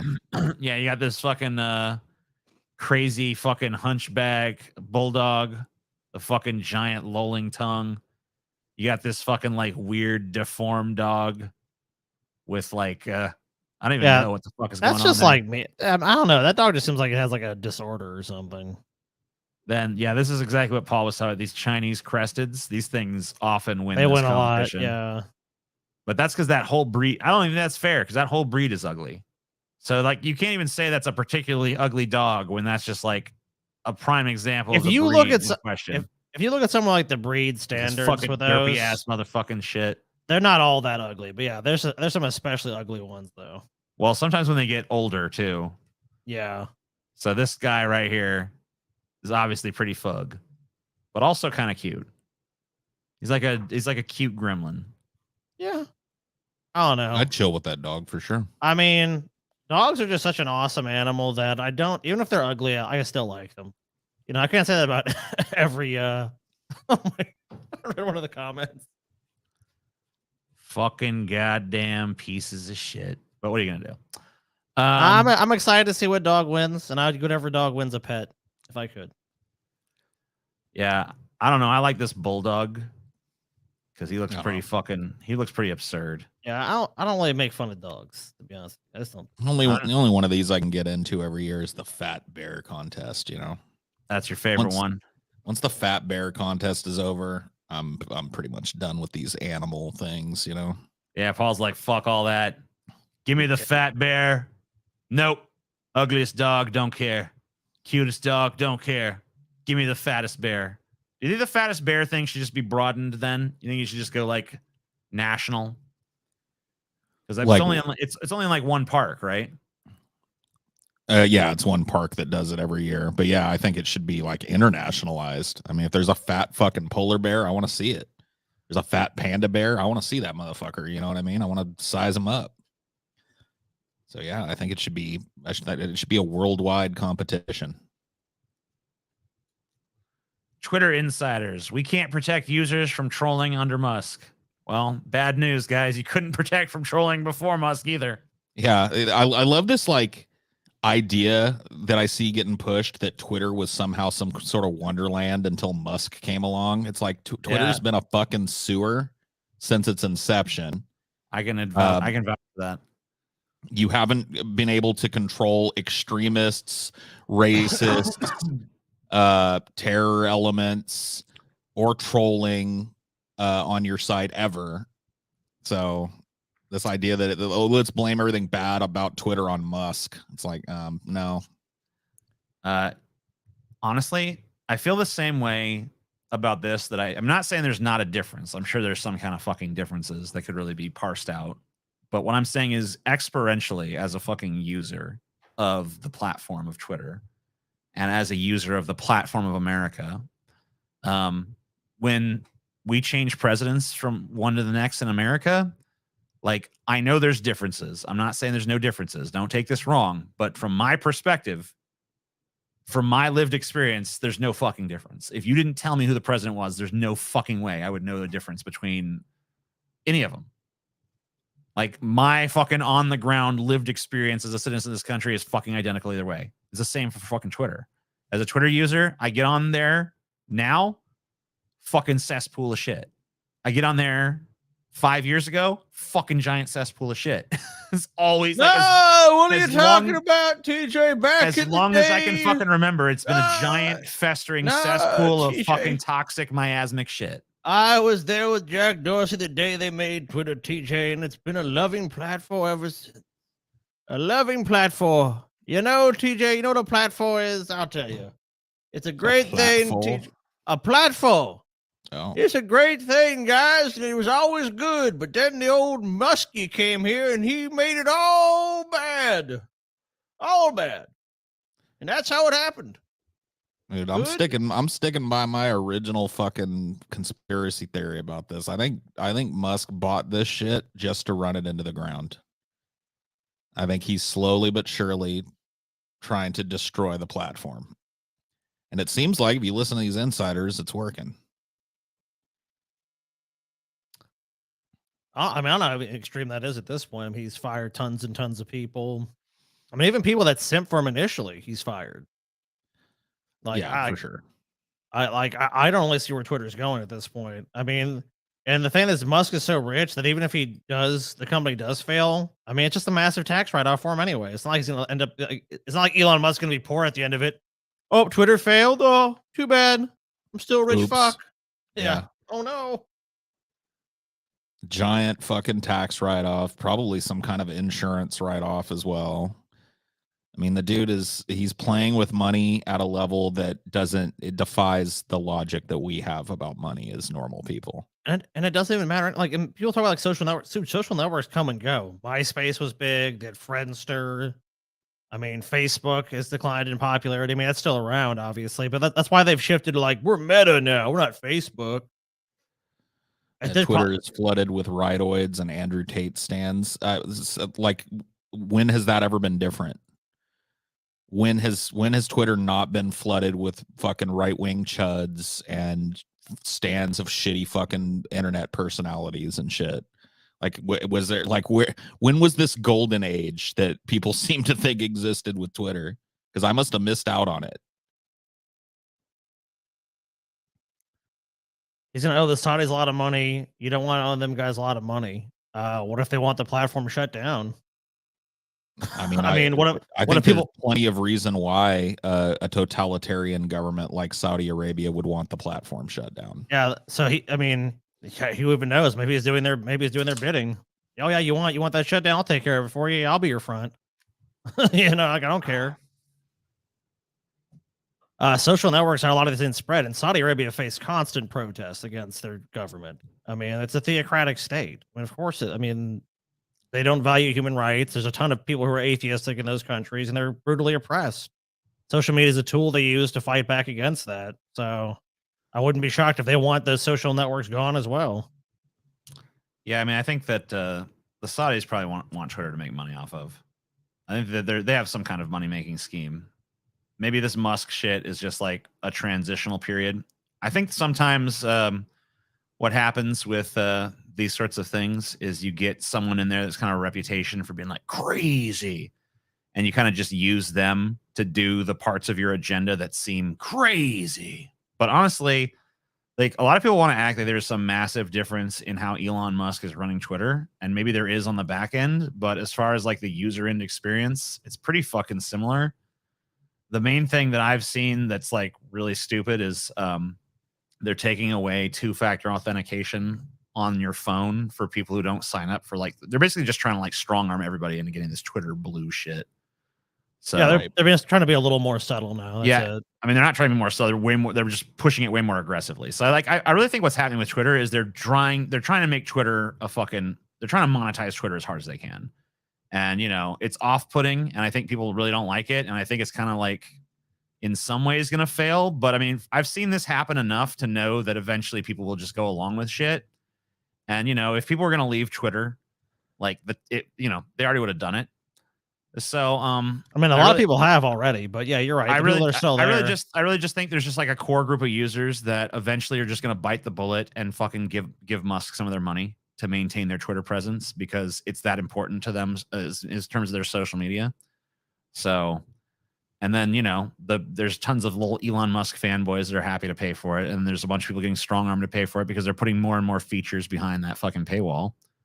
So I think it's just like turning into the same, you know, everything for a monthly fee now is what it really boils down to. The new business model of every fucking corporation seems to be to get you to pay a monthly fee for every single fucking thing in your life. They want you to basically rent your existence from them. And Twitter is just fucking jumping on board that model. It's probably as simple as that. By the way, pay a monthly fee to join our Patreon. I mean, hey, you know, when in Rome, bro. Yep. So if you look, I found a site called SimilarWeb. The total visits they say to Twitter was 6.9 billion. The last month change was down 0.94%. It looks like it's and it looks like it's pretty consistent. Actually, I did not know this. Twitter is overwhelmingly male, according to this. 67% male, 32% female. I could have told you that just based on being there, but yeah. Top categories are video game, consoles and accessories, adult, programming, developer software, news, computer electronics, and of course they have trending topics. The interesting thing about Twitter is there are all of these different quote unquote ecosystems that exist within Twitter that have almost no overlap with one another. So if you're in one sort of like version, if you're in one kind of like version of Twitter, there's other versions of Twitter that you're basically you just don't exist in. You're never going to see tweets from those. And it's like, there's no like actual dividing lines. They're just like these like different sort of enclaves of people that all use the platform in very different ways. That's just right now. Yeah. But if you look at looking at the traffic, like so Twitter's like the 4th most visited website for, I mean, come on. But since Paul brought it up, you guys should join our Patreon for $7 a month. Come on, get on that monthly fee for us. I mean, what other fucking choice do we really have? YouTube is not going to give us enough money, so we got to rely on you guys. You're our lifeline out there. We love you. And we appreciate it, dude. YouTube ain't going to give us nothing. Maybe we can get a fucking maybe with a lot of fucking hard work we can extract a crumb out of YouTube. But ultimately, at the end of the day, it's you guys that sustain this shit. So on our Patreon later tonight, we're going to be looking at Bill Maher. He's going to explain wokeness to us, among some other things. He's also going to, by the way, Paul, he's going to tell us that the president being an old dementia-addled man, not so big deal. That's not a big deal. I love it, dude. There's much. It never really was, Paul. It never was. There's a lot more to do about that age shit than than meets the eye. Of course, I mean, of course, he's gonna want to have that position. He's he's a dinosaur himself. And then later on this month, we're gonna be doing a gauntlet of conspiracy theories. We're gonna look at JFK, 9/11, Kurt Cobain's death, reptilians, and a bunch more stuff. Definitely gonna play some Alex Jones, and we're gonna find some really crazy, obscure ones as well. And also for patrons, this Wednesday, Scotty and I are going to be doing a Patrons Only Fighting Boys. By the way, we have made our first goal. Wholesome Dystopia, stories that are meant to be uplifting, but really reveal the dark, I was going to say underbelly of society, but just like the dark totality of the world we live in. And next up on our goal list is Weird Sex Laws for $2.50. Also, I want to remind you guys once again to subscribe to the Onion Nuggetz channel and check out the stuff that's there. Weird sex. It's gonna be weird. It's gonna be really weird. Speaking of weird sex, scientists say they're near augmenting human bodies with extra limbs. Need an extra hand? Science may soon have you covered. I immediately think of sexual things when I hear this. I mean, yeah, dude, like they said extra, like, whoa, man, give me an extra. You know what I'm saying? Give me an extra. They're gonna make Goro real, man. There's gonna be real Goros walking around soon. That's gonna be fucking crazy. It's gonna suck to try to fight a Goro, dude. They're gonna beat the shit out of you. They can defend and attack at the same time. It's fucked up. So you know what happens, Paul? You got to become a Goro yourself. Yeah. I'm gonna have to get a few arms added to this rotting husk of a body that I've got. Yeah, Paul. You know, I mean, like it's you know, it seems like you might genuinely have a chance of like ending your life in the real Paul Ball. I mean, it's getting there, isn't it? It's starting to feel like it's coming. Yeah, the Paul Ball might not be too far away, man. Dude, I'm gonna really kind of like that shit. Float around, shoot lasers at people, all that kind of shit. Yep. You can grab titties and ass at the same time. I mean, that's true. You can be fucking have 2 handfuls of titty and 2 handfuls of fucking ass in one go. Wait a minute. These people here's on to something. So that's always good. Yeah. 4 hand jobs at once. Whoa. Exactly. That's talent. Is human augmentation bodies with robotics parts? Wait, is human bodies augmenting human bodies with robotic parts something we can look forward to? Scientists in a new piece for The Guardian seem to think so. If you want an extra arm while you're cooking in the come on, you guys have the most boring fucking use. No one cares about that. I mean, sure, yeah, I mean that's gonna be useful and all that, but like, come on. Like, don't use this technology. Oh, yeah, I mean, it's going to be real convenient to have an extra arm in the kitchen or whatever the fuck. Fuck all that shit. Why am I be in the kitchen doing that shit? Isn't my fucking robot slave going to be doing that? Yeah, give me those Goro arms and fucking meld the AI with my brain so that I know everything. I want to not only have the body of Goro, I want to have the brain of a supercomputer. Well, dude, I'll tell you what, make it happen. You're fucked if they make Goro shit, TJ, because Goro used to be one of my main characters, so I'm gonna beat the shit out of you, TJ. Yeah, you know, but you're not gonna have that fucking spammy ass jump fucking through the bottom of the screen and then fall out the top of screen bullshit like you have in that fucking game, bro. Yeah, I'm gonna have that. That's not gonna exist. You're not gonna have portal tech. So I am. You're not gonna be able to spam that fucking attack like you fucking says do in you. real life, right? The guys gonna get their ass kicked when I fucking portal stomp them. Bullshit. You're not gonna have the tech. Oh God, Scotty, you have it. Damn right. He's got a fucking head up on all of it. He's got way more torso on which to graft arms. That's true. I'm gonna be fucking. If you're Goro, I'm gonna be double Goro, bitch.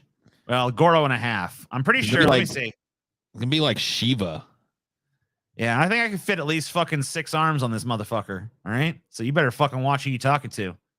You be there with your little forearms. I'm gonna be there with my fucking juggle arms. you. Dude, I'm gonna juggle you, bitch. They're gonna call me the fucking centipede. I'm gonna bitch. juggle you in a fucking corner, TJ. What this guy, please? There ain't no damn corner in real life, Scotty. There ain't no damn corner in real life. You ain't gonna be able to fucking corner juggle my ass. Yes, I'm gonna corner juggle your ass, dude. It's You gonna ain't be corner horrible. juggling shit. All right, we'll have our Goro battle then, dude.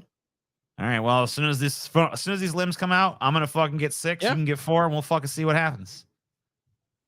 Dude, that's a good point, Cummy Nipples. If they can do arms, they can do titties too. Oh, yeah. I mean, like, yeah. I think we all know that, like, the very second we all had this moment in our lives. For all of us, it was probably in our young lives, where you're watching the movie Total Recall. And then, you know, the moment happens where you see the woman with 3 titties, and you're like, wow. Yes.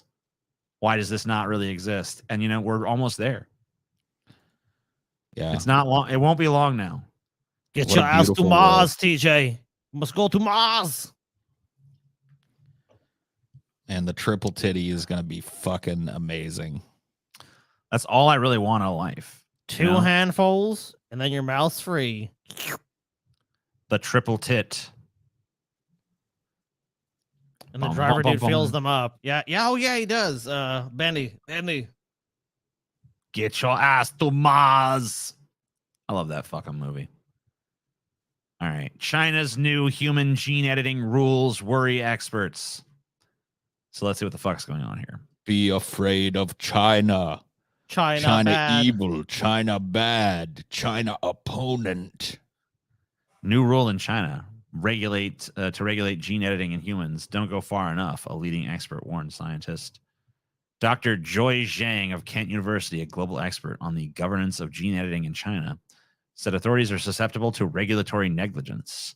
The regulations were updated following an outcry 5 years ago when a Chinese scientist said they had created the world's first gene-edited babies. China says new laws are in line with international rules. They set requirements for ethical approval, supervision, and inspection, but experts worry they may not apply to the private sector. I guarantee that's not an oversight if that's true. The idea that, like, if this gene editing technology exists, it's going to be fucking used. Like, there's no point in developing gene editing tech if you're not going to fucking use it. And I don't particularly see, like, why this is necessarily a bad thing. Like, if you look at the human race, I don't know, it's kind of obvious that we suck. And maybe, like, we could stand some, like, tweaking. So I really don't see it as bad. But I'm a transhumanist by nature, so I believe in genetic augmentations of human beings, technological augmentations of human beings. I'm not particularly concerned about this stuff. I know there might be some calamities along the way, but, got to break a few eggs and make a fucking omelet. Dr. Zhang, one of the main speakers of the International Human Genome Editing Summit in London, told BBC News, my biggest concern is that the new measures fail to cover a chronic and increasing problem in trying to deal with. I would rather China just be like, fuck you guys. We're going to do whatever we want with this technology.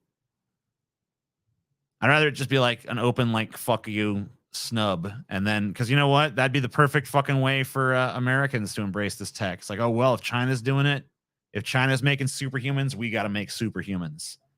I mean, come on. You guys are so worried about AI passing humanity up. Maybe this is the fucking solution for a while. Now, TJ, do you want to be a cyborg or do you want to be, like, genetically re-engineered to make you, like? I mean, I'm already fucking born. There's not much you can do for me with in terms of genetic engineering. I mean, maybe you can retcon some that, DNA dude. or something, but T-virus shit, C-virus, and all that other shit, dude. Resident Evil's taught me that. You can be turned into a monster, TJ. I mean, why not do a fucking perfect amalgam of both then? I've watched Cyberpunk Edge Runners. I've recommended TJ and Paul, but they're sticks in the mud. They won't be watching it. I watched some. I haven't really watched it all, but I watched a couple episodes. I didn't get into it right away, so whatever. Maybe I'll give it another chance. It's weird because that seems like that would be a show that, like, would be right up your alley, TJ. Yeah, I don't know. I should probably give it another shot. I might have just been in especially because you're definitely, like, since you're so into that kind of thing, like augmenting the human body. That show definitely touches on that quite frequently. Yeah, I think humanity is a fucking disgusting piece of shit. And the other good thing about that show too is it should definitely be, like, improved upon however possible. And this probably will be a relief to you too, TJ. Yes. The episodes they've made, that's it. They're not like, hey, we're gonna make 15 seasons and make it into this fret. It's like, no, it's self-contained, which is so fucking rare in the entertainment industry now. Because it's like they want to sell you a franchise of some shit. It's like they're gonna go back on their word. If no, enough people like it, they've said they want to do other stories in that universe, but they said they're not doing anything with that particular one. Well, that's good. Union letter says Norfolk Southern employees are reporting illnesses following train derailment. And here's Pete Buttigieg literally looking like he's going to eat somebody. He's giving, like, the Jeffrey Dahmer eyes to whoever. About to eat them. He's about to eat that booty. Yeah, he's definitely judging a booty right now. Like a sack lunch. He's about to get in it. So, yeah, I guess the no shock. I mean, like, this is, like, such a fucking who like, it's not who gives a shit, but it's like, who the fuck is surprised? You know, like, we know the fucking chemicals that this thing was carrying were dangerous. We know that we've seen the dead animals. We've heard the people complaining about very fucking strange symptoms. So it's just no wonder that the employees of the railway are also reporting fucking. You know what's going to be crazy? Symptoms. is when all this shit is when all the horrible shit comes out years and years later, because they're covering it up now. I mean, obviously you can only cover up so much, but like when we get the full and complete picture, just like when this has been like long since declared a Superfund site, and they've like, look, we cleaned it up. We had to divert the river, and yeah, it might have caused the death of countless animals and people, but yeah, we've cleaned it up, and we repaired that 3 miles of railroad track. It's all good now, guys. We solved the problem. So many employees reported that they continue to experience migraines and nausea days after the derailment.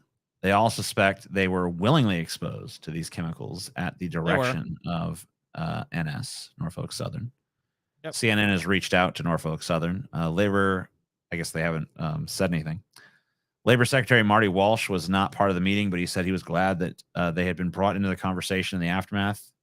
They have to be. They're the workers on the job. It's not just a union's conversation. It's a worker conversation, Walsh said. In order to prevent this from happening in the future, the companies need to bring the workers to the table.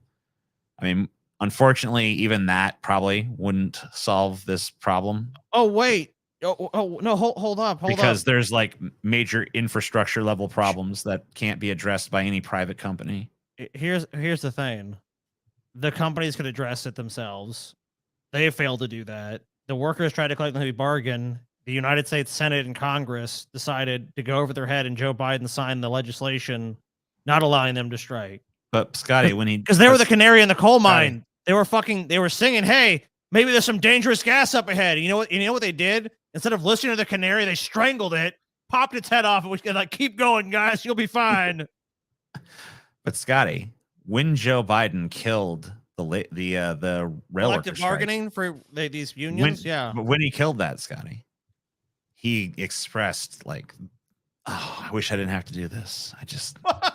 Yeah, he did. I'll give him that. Oh God, guys, it pains me so much to fuck you. He did over. it so reluctantly, and that's got to count for something, right? You know. You know what it kind of feels like? It kind of feels like when the mob, that's terrible. I gotta take you out back and blow your brains out. I feel awful about it, but it's got to be done. Yeah, I always fucking liked you. I like you. It's a shame it's got to go down like this, buddy. Yeah, it's like that's what it feels like. It feels like they're gracefully putting you out of your fucking misery. Yeah, they're doing it nice style. I love that one of the things that Biden's getting shit about when it comes to this is that he hasn't visited this yet. Like, when did we exchange like actual federal action for like a fucking tourism visit from the president to walk around the rubble and shit? Yeah, because I mean, like, anybody can visit this place. Any fucking politician could go gawk at the fucking destruction and be like, oh. Why hasn't he gone to the border? Why hasn't he gone to East Palestine? Why hasn't he done it? I want to know. I want him to actually do something about it. That'd be cool. I'm instead of asking like why hasn't Biden visited, I'm gonna ask like why hasn't Biden signed anything, done anything, put forth anything? Why isn't the supposedly most powerful person in our country not railing against this company and like we're just gonna fucking land them? Get it? Yeah, why are they not putting the full might of the federal government and every regulatory organization against Norfolk Southern? Dude, Norfolk Southern should be railroaded. They should be run out of town on a rail. You know what I mean? Yeah. Oh, yeah. Oh, fuckity fucking yeah, my friend. Oh, yeah. But yeah, I mean, it just fucking sucks for these people in this town, obviously, but yeah, we've known that for a minute. Railing the American people. That's who. Indeed.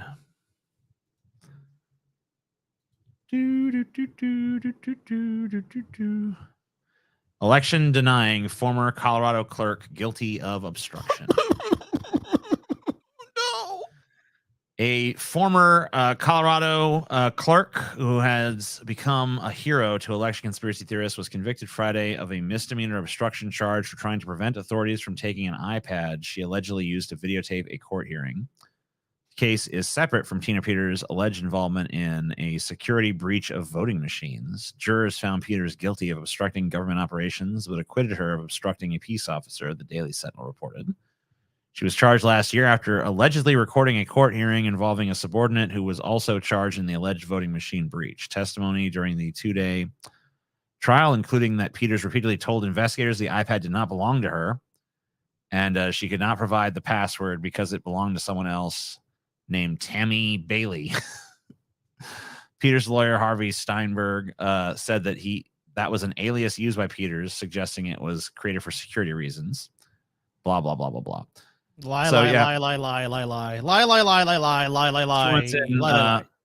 woman's in hot water right now because, not only is she an election denier, but she was caught like trying to tamper with voting machines. This is not really to do with that so much as it was with her, filming another court proceeding involving someone else. Let me guess. She's an avowed leftist, right? Yes. Yeah, I'm sure. Basically to the left of fucking Karl Marx, dude. Yeah, Karl Marx is like, whoa, maybe go back a little more to the right there, lady. Get out of here. Say this shit, dude. You know what I got to say, Paul? Say your piece. Ooh, yeah. Ooh. Yeah, brother. It's yeah. Oh, motherfucking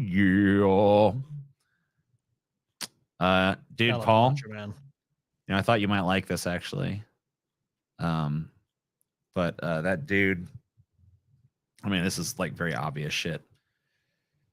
That YouTuber, The Quartering. I don't know if you heard about this, but he fucking, yeah, exactly. But he's like a pretty popular dude in that like sort of like fake response to like media shit, like where you like pretend. I think we've watched a video, or you've showed me one of their videos. I don't really put their stuff in rotation with my stuff because I'm just like, like I don't even want to respond to it. I mean, on a personal. I think you showed me them. Like I've been around you. I doubt it, but maybe. But anyway, he's been been a pretty much like a grifter for a while, and he has recently like come out. A bunch of people got mad at him for defending Blair White because there was like a big right wing, to do about Blair White for a minute. There was a little dust up. Yeah, it's like how we're claiming we're against trans people, but yet we have this trans in our midst. What's with that? And so he was like, fuck you guys. He kind of defended her. And, a bunch of people got super pissed, like, fuck you woke. Then. You're a woke bitch. You're a woke bitch. And then he's like, you know what? A bunch of these fucking Republicans and shit, and conservative speakers you guys like, are all fucking jerking off to tranny dick and sucking tranny dick and stuff behind the scenes. They're all fucking secret gay and secret tranny fuckers. And I know because I've hung out with them. And he like listed a bunch of people like, I think like Mike Cernovich was on there. And like Jack Posobiec or whatever the fuck that dude's name is. Damn. I just remember that like Paul a lot of time. I mean, it's just like right wing fucking drama war bullshit. But like I remember Paul a lot of times has come on this show and drawn profound attention to just like how all of the top states that are jerking off to trans porn, they're all red states. Yeah. Oh, we did a by the numbers thing. Yeah. We showed that. We even looked at it. We demonstrated through with the data that, I mean, I don't know if you could draw that conclusion 100% from that, but it was very interesting that those states happened to view that material more than other places. I mean, we just know from so much experience that so often the like puppeteers of these like culture wars against like, first it was against gay people for a long time. It still is to some extent.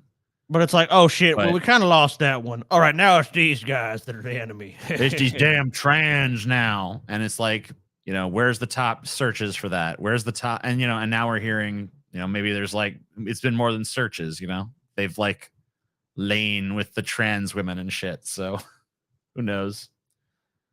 But anyway, I thought that was pretty funny. This is also pretty funny.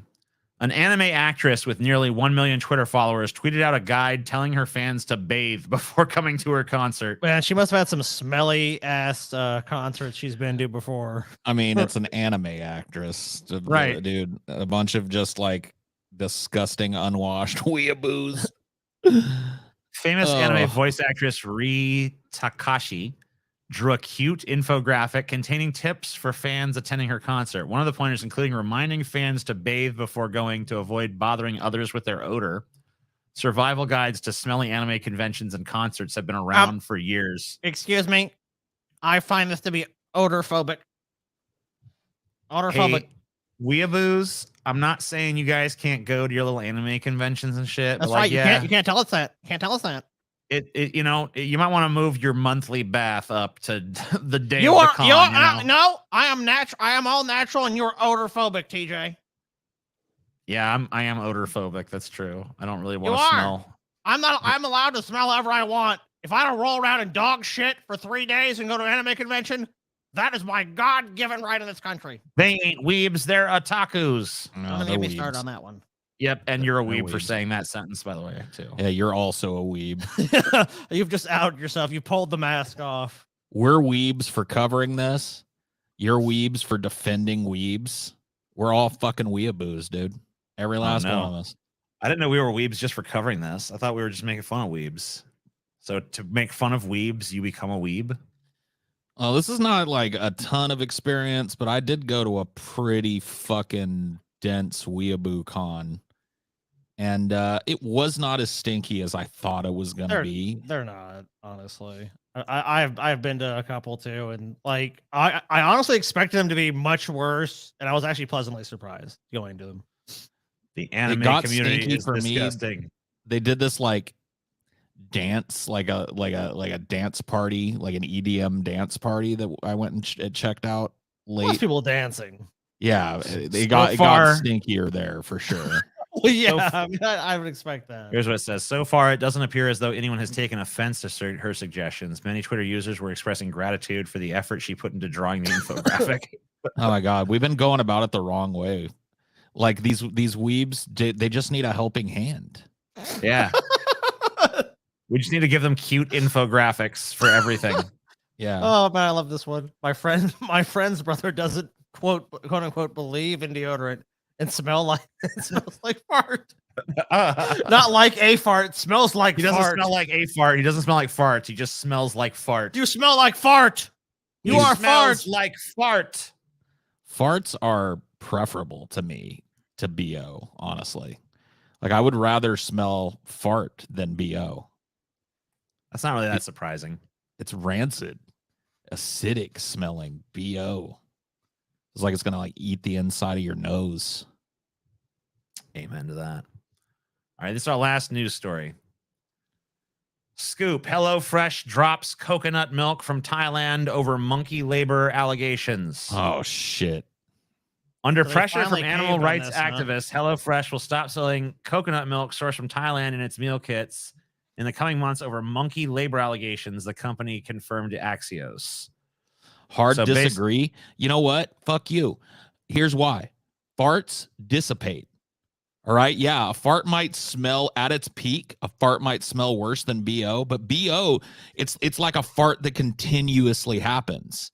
The source of the BO continues to stink in perpetuity. Whereas a fart, you go, oh man, and then it's gone. You know, it kind of wafts through the air and spreads around.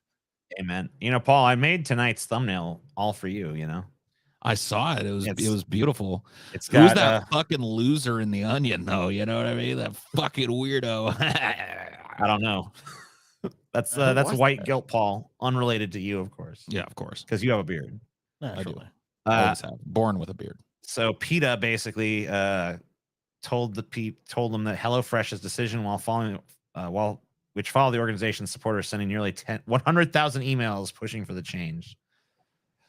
The Germany-based meal delivery service said it would cease purchasing any new and seek new suppliers by the summer. We do not tolerate any form of animal abuse in our supply chain. Blah blah blah blah. Lie. Don't you Fuck, sell meat? That's No. Wait pretty a sure minute. this got murdered, right? No, they're not allowed to fucking say that. What's this nonsense? We do not tolerate any form of animal abuse in our supply chain. You guys had monkeys fucking doing labor for you and getting you coconut milk.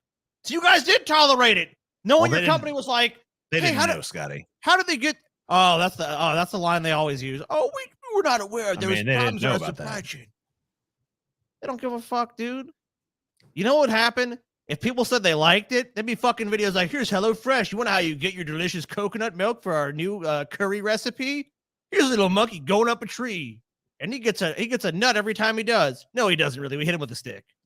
But to avoid the abuse, he goes and gets the coconuts for us. Wow. How sweet. That's beautiful.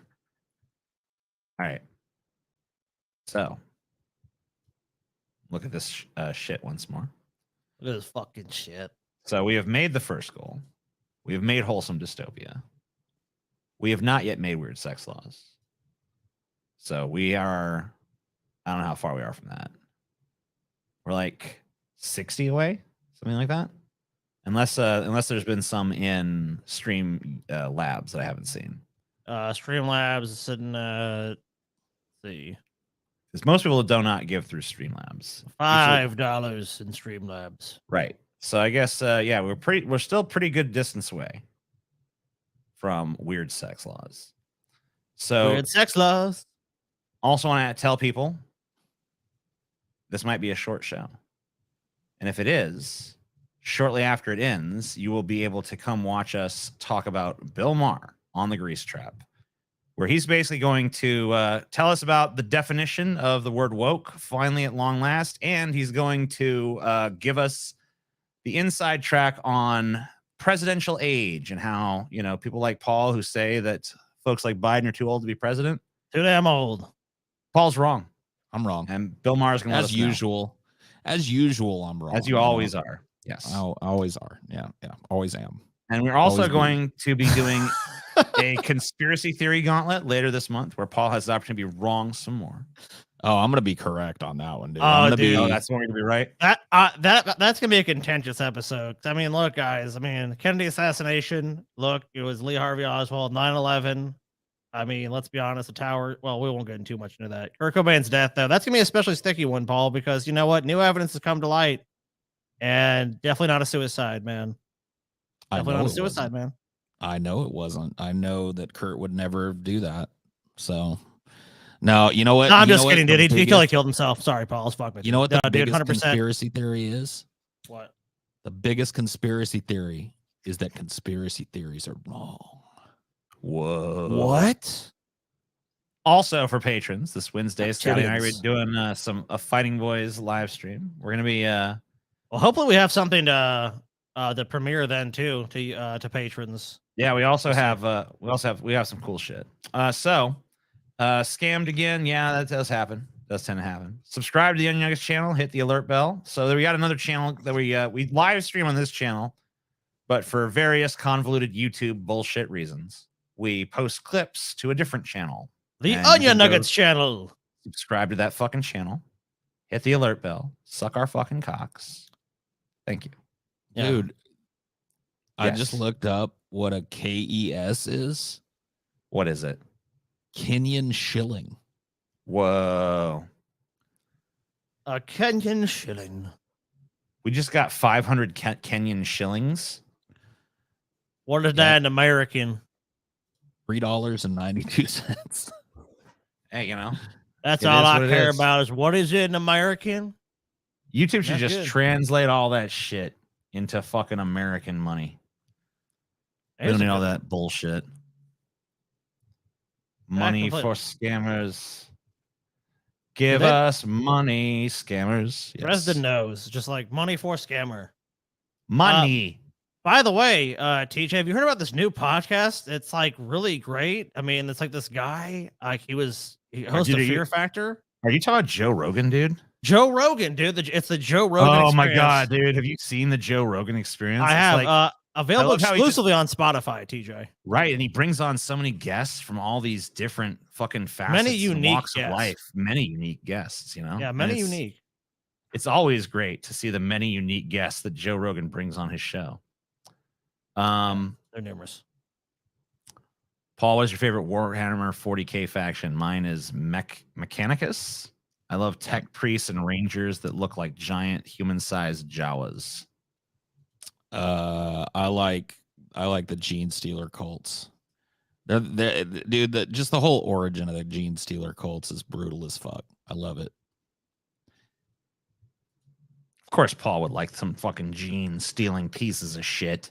Yep. Want to steal them jeans, huh, Paul? That's disgusting, Paul. You're a disgusting man. So anyway,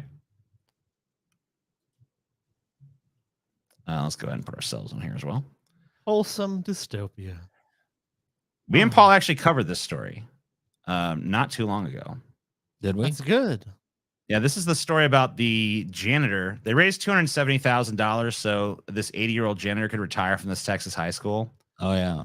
I'm glad that this story was brought up again because I since then saw another story that really put this into perspective for me. I want to share this. Okay. This is from Yahoo Finance, right?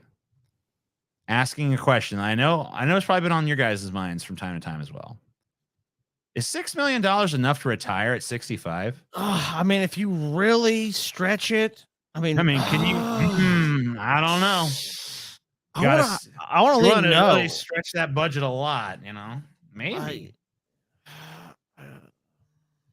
Only 6 million. That's all it takes nowadays. Yeah, I mean, you know, at the age of 65, dude. I mean, how fucking expensive is shit these days?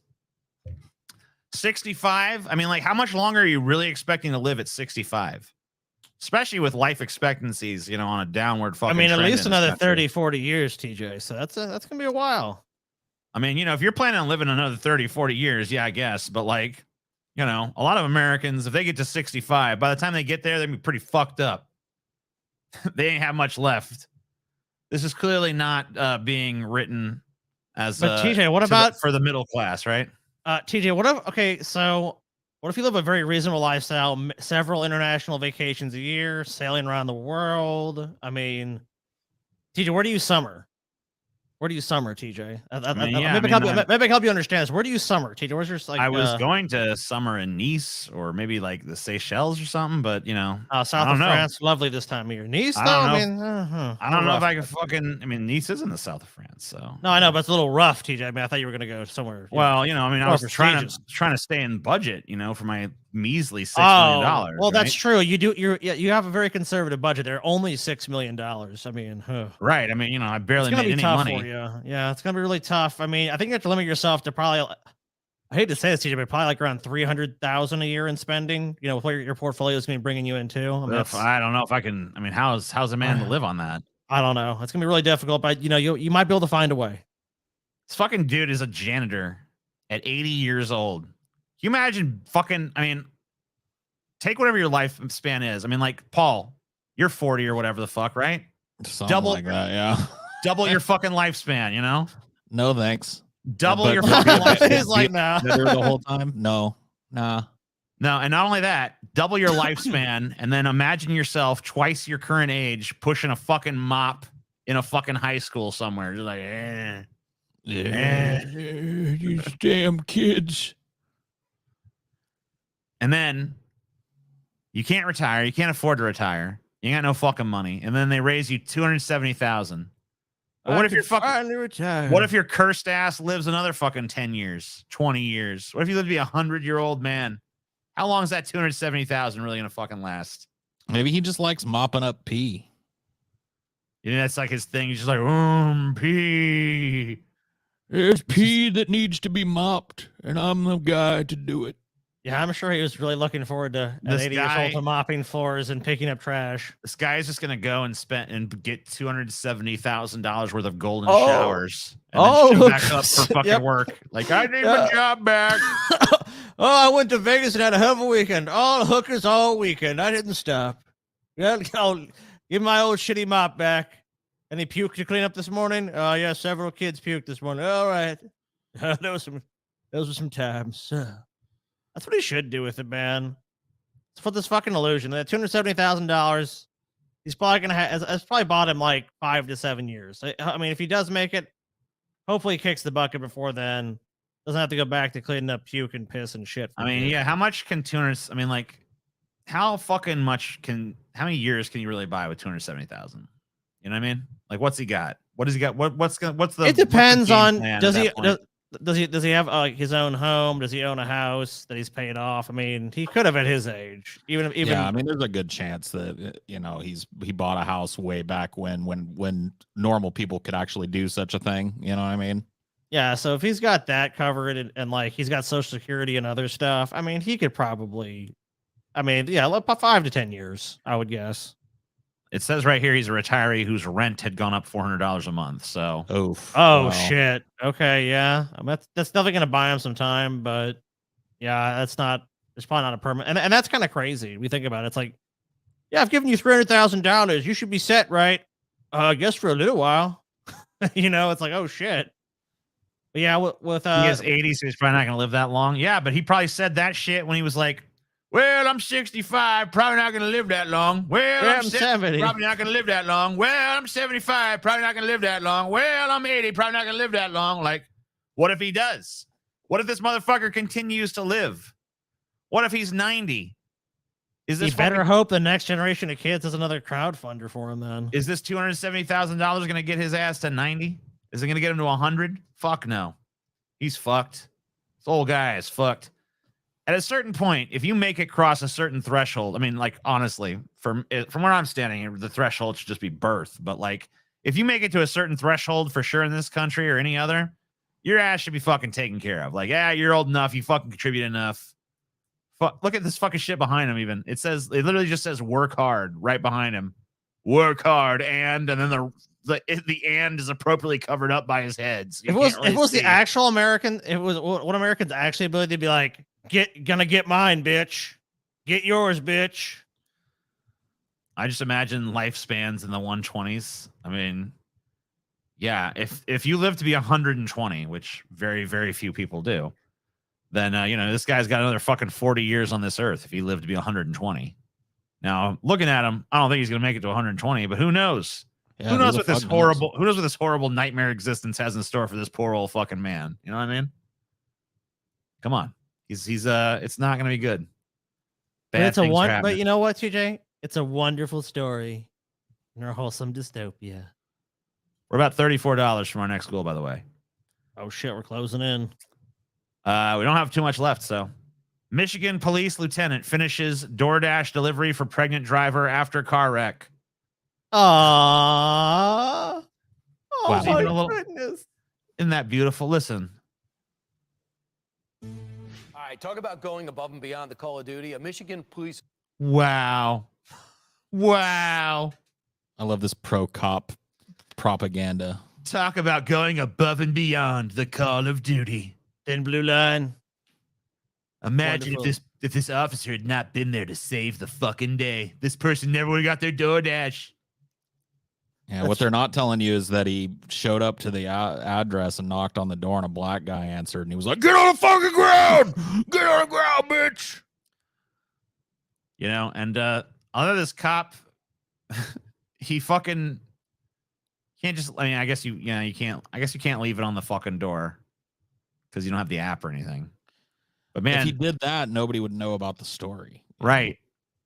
And the thing that really sucks is I wouldn't, if I fucking ordered DoorDash, the last thing I want to fucking see come to my door is a goddamn cop. Like, what the fuck is a cop doing here? Get out of here, cop. Here's your DoorDash. Because if I'm ordering DoorDash, 100% chance I'm fucking high. Because that's the only fucking way I can justify, like, is it worth it to pay fucking like twice as much for a cheeseburger as you fucking have? Yeah, I guess so. So, pretty much the only time I fucking think that way is I have to be pretty high. So the last person I want showing up my fucking door is a goddamn. Please, you have your DoorDash. Hey, I'm a cop. I got your DoorDash, bud. Here you go. Here's your DoorDash. It's like, ugh, get out of here. Gross. I don't even want it now. Is it poison? Fuck yourself. Finishing a DoorDash run after a pregnant delivery driver and her 3-year-old daughter were in a minor car crash during last week's ice storm. Because I have DoorDash stuff in the car. Is there any way that you guys can deliver that for me? Yeah, sure. I'll take it for you. How wholesome. What yeah, I'm pregnant. I have a 3-year-old child. We're on the fucking snowstorm delivering this stuff. Dude. But what a wonderful world we live in. 9 times out of 10, they'd be like, it's not a fucking job to live your DoorDash, cunt. But that one cop was just feeling like a little sliver of magnanimousness that at that moment, like maybe because of PR for the fucking station or something. It's like, Yeah. yeah, I'll fucking do it. Why the fuck not? I guess I could pretend to be a good person for a minute and fucking deliver this fucking taco to some loser. Be funny when I fucking show up. I hope they give you a good review. I got your DoorDash. I'm not sure if you saw what happened. I did not. Wow, how would she see it? Is it that fucking close? Then just Like, walk yeah, the rest of the way with the fucking order at that point. Jesus Christ. For the femboys door-dashing for fishnets. What? Dude, I would use Femboy DoorDash for sure. Dude, I'm going to tell you this right now. Give me femboy DoorDash. Give me femboy DoorDash. That's all I want. All right. Are wondering why the police are delivering your Yeah, DoorDash. she told me that. She got in an accident. She got in an accident. Yeah. So, Is she okay? yes. So, Okay, cool. two things. I don't take responsibility if any. If she wasn't okay, I don't think she would tell you like, hey, I got in a car. She wouldn't be concerned with your fucking shit if she wasn't okay. It's nice that you ask, I guess. But like, yeah. If she wasn't, there's no way she'd have been like texting you like, your DoorDash is on the way. Cop's going to deliver it to you instead. I was beheaded by a semi-trailer, so your DoorDash probably not coming, you know. Staged PR stunt. Yeah, This either that or does- just the whole thing does feel like a community outreach thing that the cops fucking cooked up for sure. yeah, like the cops hired some kind of like PR person. It's like, how do we improve you guys' reputation in the community? I know. Here's a cute little story. Yeah, this is inaccurate. No, I understand. And two, if that's Texas Roadhouse, you're lucky if the rolls made it. I'm on a diet right now, and that would have been questionable if I wasn't. So. You ain't on a damn diet, you fucking pig. Damn, I want You- some Texas Roadhouse. Yeah. I'd like the cops a lot more if they just brought Texas Roadhouse to me. That's true. You know, maybe that wouldn't, you know what? Maybe this is good PR. It definitely is. If every time I saw a cop, they were just like handing me some Texas Roadhouse, like, hey, notice your tail light was out. Here's a little Texas Roadhouse. Like, oh, wow, thanks. Damn. That's nice of you. I was able to intercept the kid and got him to go to a school therapist. CPS is bad in New Mexico. Kids get lost all the time. Also, New Mexico is the same state where Epstein lived. Makes you wand. What? What are you talking about, cockatoo? What happened? Why Cockatoo, what? Why did your owner teach you to say such strange things, cockatoo? Walk. Were we listening to a story about that? Hey, did we talk about a CPS thing? What happened? Thank you so much.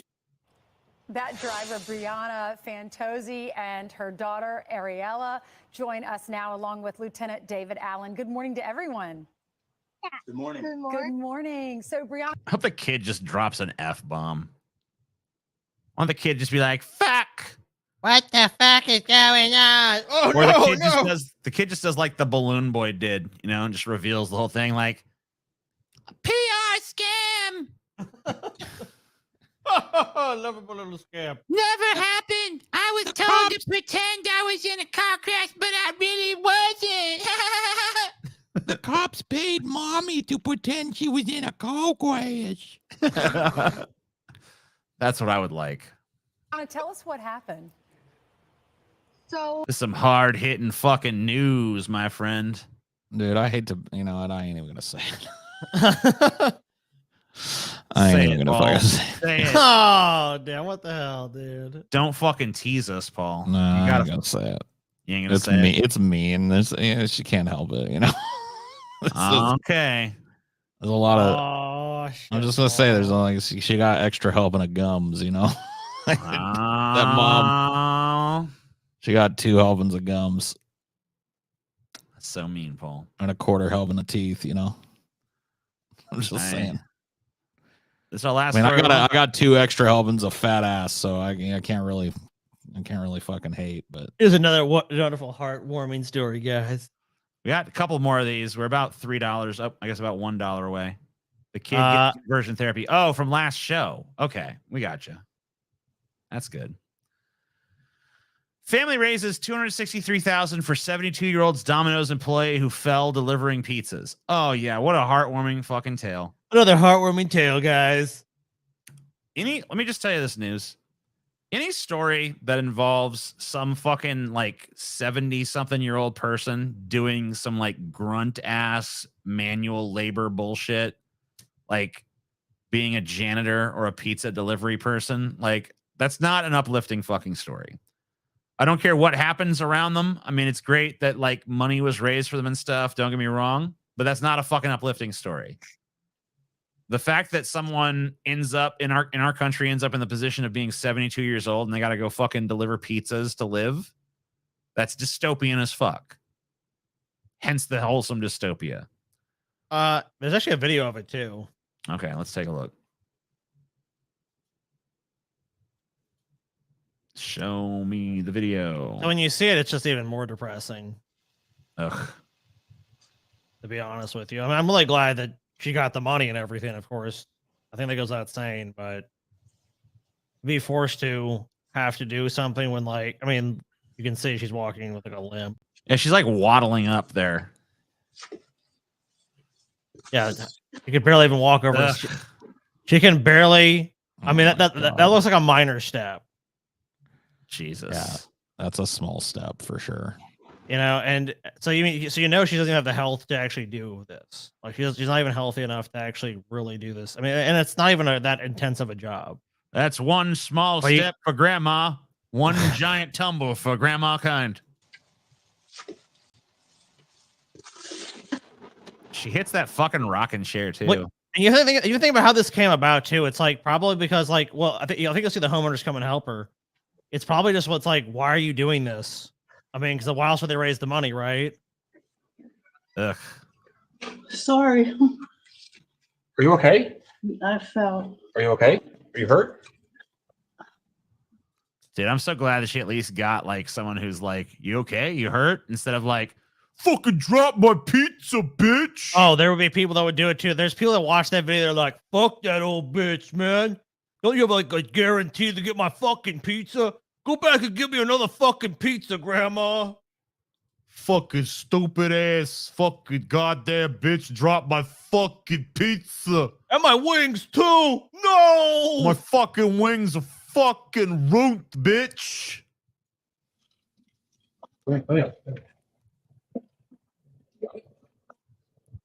She's like trying to rely on this unstable rocking chair to help her back up. I fell. No, I don't think so. Ugh.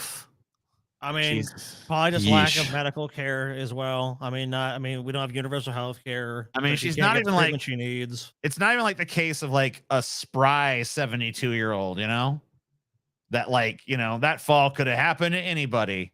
And I've seen this countless times, a place like this, and I always just like, it's horrible, dude.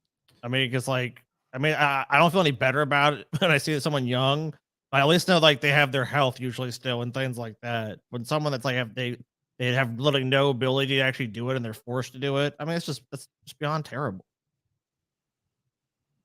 Domino's said in a statement that Barbara was a favorite of customers.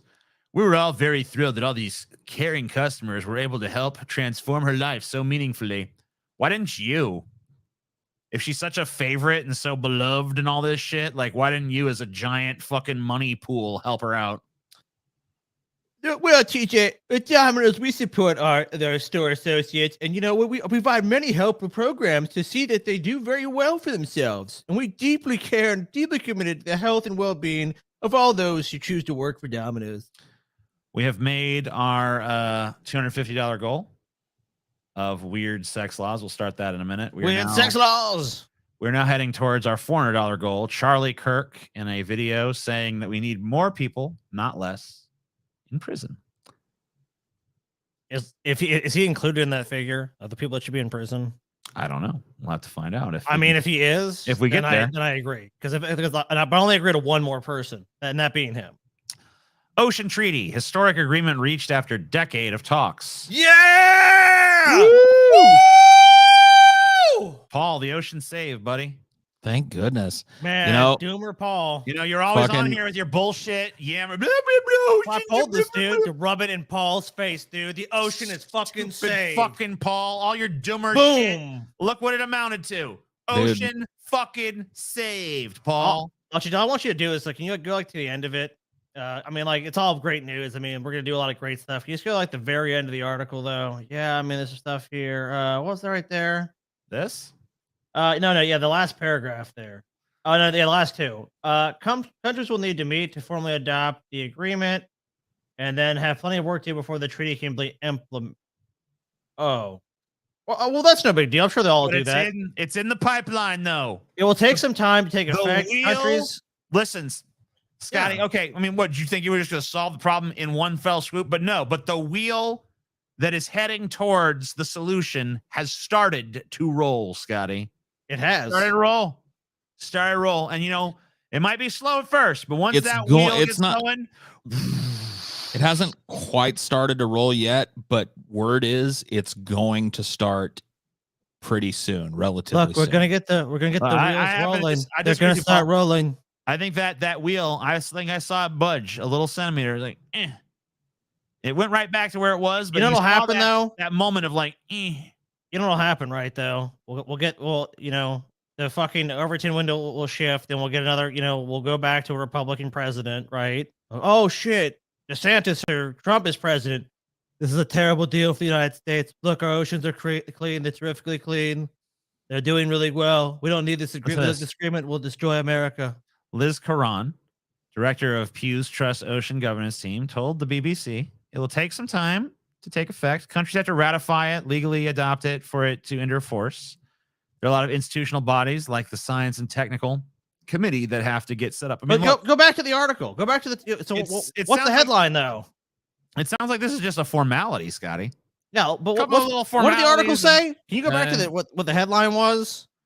Yeah, it says Ocean Treaty Historic Whoa! Agreement reached after decade of talks. There you go. We've solved the problem. Oh, and that if you actually look at the actual substance of it, by the way, it's supposed to like start taking effect. Hopefully, if these countries do take those actions and actually ratify the treaty in like 2030. I mean, We're gonna start. It seems like we got this on. I mean, it seems like we got this taken care of, Scotty. Well, it's just like the guys clean up the trash gyre, dude. When they go out there and stuff, like they have the little tugboat. Beep, beep. They're out there. Yeah, look, there's another pile of trash we got, guys. We solved the problem. Isn't the problem we just continually do this, and if we don't change how we're like the system that it basically creates this pollution, it won't ever stop. Nope, we'll clean it up. I don't know what you're talking about, Scotty. It's all a bunch of bullshit. Look, that turtle can learn to eat microplastics. He loves them, in fact. You've lost your mind, Scotty. You've lost your mind. This little George turtle- W. Bush was right, man. He was right. When was he right? When was he right? What did he say? He said he believes that human and fish can coexist peacefully. Remember? Oh yeah, He did. He did. And it's That's happening. true. And it's happening. It's finally happening after all this time. I mean, like, look, I mocked him like many others did. We all mocked him. But you know, I mean, I'm a big man. I'm big enough man to admit, you know, it's time for me to eat some crow. Because yeah, man and fish. You know, Always a turbulent relationship. you guys but now- always fucking. You guys always. You guys always so upset, man. You guys, news always bad. Wholesome dystopia for you guys. Ocean Treaty was, agreed to. Look, I mean, People that needed money, people who are economically disadvantaged people, like that Domino's woman, was delivering all that stuff. Can't stumbling around. She's got all money. good news. $6 million is enough to retire, and this janitor got some money raised for him, so that's good news. Someone got their DoorDash. This woman got her DoorDash delivered by this police lieutenant, so that's good news. This woman who fell got some money raised for her, so she's good. She's fine now. This is good news for her. We have solved the problems of America and the world in just one day. And then if that's not big enough good news for you, oceans saved. There's your. If fucking they hadn't headline. made this agreement, TJ, that fucking turtle right there would be dead right now. Yeah, that turtle would be fucking floating belly up in the same fucking water. Dude, there was a guy with a gun. But then they treaty's passed. Guy had to go away. They had to swim away. They're like, nope, he's protected now. Turtle's protected. Oh shit. Okay, we're gonna go away now. Bye. Man, it's been all good news. I don't know what anyone's complaining about at this point. Yeah, and the cop didn't kill anyone. That's right. The cop didn't kill anyone. This is an uplifting segment, and I've been tired of the show being accused of not being uplifting enough. and we've delivered you guys verifiably uplifting news. And I just feel like that's really an achievement. We bring you joy, and you scorn us for it. Yeah. I mean, the show also brought you Weed Donkey. I mean, it brought you a lot of great things. Brought you TJ not turning off his mic because I could hear his door open and close. Did that. Yeah. Gotta love that, dude. It's one thing I love. If I actually read the comments, I do read, it'll be like, someone was eating something. It's like, well, yeah, if we're on the show for 6 hours, I guarantee you each one of us has ate something on this show. Yeah, of course. 100%. You got to. Oh, there's one grease trap. Keep your engine running. Oh, dude, there's one grease trap. I pretty much spent the whole show eating pizza. I just lost like another pizza, please. I've been down there. I've been down that road too. Like, yeah, I'll think like, and I'm not even a big like. The only time I even buy a frozen pizza because I'm a cheap ass is when like the store gets like buy one get one for a penny. Then I'm like, I need 6 pizzas now. Yeah, you can get a good deal on them. They're all right, but freezer pizzas have gotten shit. Well, the ones I buy are like $9, so they're good. But that's why I don't buy them very often because they're also $9 fucking bucks. Yeah, that's crazy. But you get one for free. And occasionally Whole Foods has some crazy like pizza deals on frozen pizzas that I'll buy. But for the most part, I don't really eat them. Dude, Mr. P's pizza used to be great. The one I think is Mr. P's. Dude, I think the one that's I've never even heard of that. I think the best frozen pizza now is the company called like Screaming Sicilian. They have really good frozen pizza. Yeah, that's pretty good shit. I like pretty much any frozen pizza though. There's no frozen pizza that I'll totally turn my anytime I spend more than a day with TJ, he eats a frozen pizza. That is not true. I do not eat that much fucking frozen pizza. Yes, you do, man. You eat a lot of frozen pizza, TJ. It's not even close to that much, but whatever. All right, I'm gonna track it, dude. All right, every time. Okay, let's have an agreement. Okay. You don't have to talk to me. You don't have to tell me anything but this. All you have to do is report to me is every time you get a frozen pizza. Sure. Okay, thanks. You know, I'd say maybe like once a week, something like that. All right, we'll see. Starting now, TJ, I'm gonna remind you every day. I'm gonna ask you at the end of every day, how many frozen pizzas did you eat today, TJ? Okay. Sure. You do that, Scotty. I will. You ain't even gonna do it anyway. Yeah, I will. You ain't even gonna do it. How many frozen pizzas did you have today, TJ? 0. All right. 0 for today. But the day's not over yet, so we'll see. We'll see. 10 strange sex laws in the United States. Breaking news. Tajikafant Hive now has 1,000 simps. The Hive is now 1,000 strong. Pathetic, dude. Only 1,000? I miss the days of swearing and weed smoking live. Yes. It's illegal to seduce and debauch an unmarried woman in Michigan.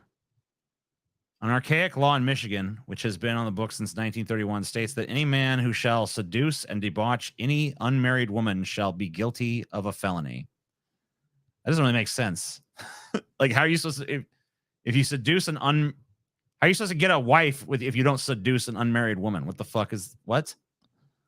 Yeah, I don't even know how to read that one. If found guilty, the man can be punished with up to 5 years in state prison and a fine of more than $2,500. Being such an imprecise law, it's rarely used. Rarely? Well, guys, isn't it obvious? You have to meet the woman formally and then marry her and then seduce her. That makes sense. Correct. You got to seduce her after the marriage. But God's butt monkey gave $20. Says 3 years ago I had to quit my job to become my mom's caregiver. It's a 24-hour job and I can't ever leave. Not mom's fault, but this lifestyle really wears on a person. Anyway, here's $20 for entertaining me and letting me vent. Yeah, I mean, unfortunately, your scenario is not all that uncommon in this country.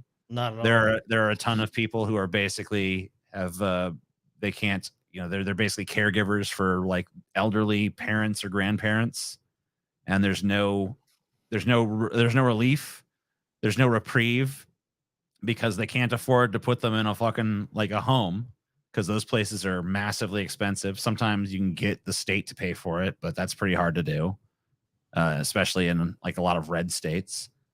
So, you know, a lot of people end up being, you know, the caregiver for their elderly parent or grandparent. Oh, yeah. And that being like their life. And I'm sure that is a pretty stressful existence.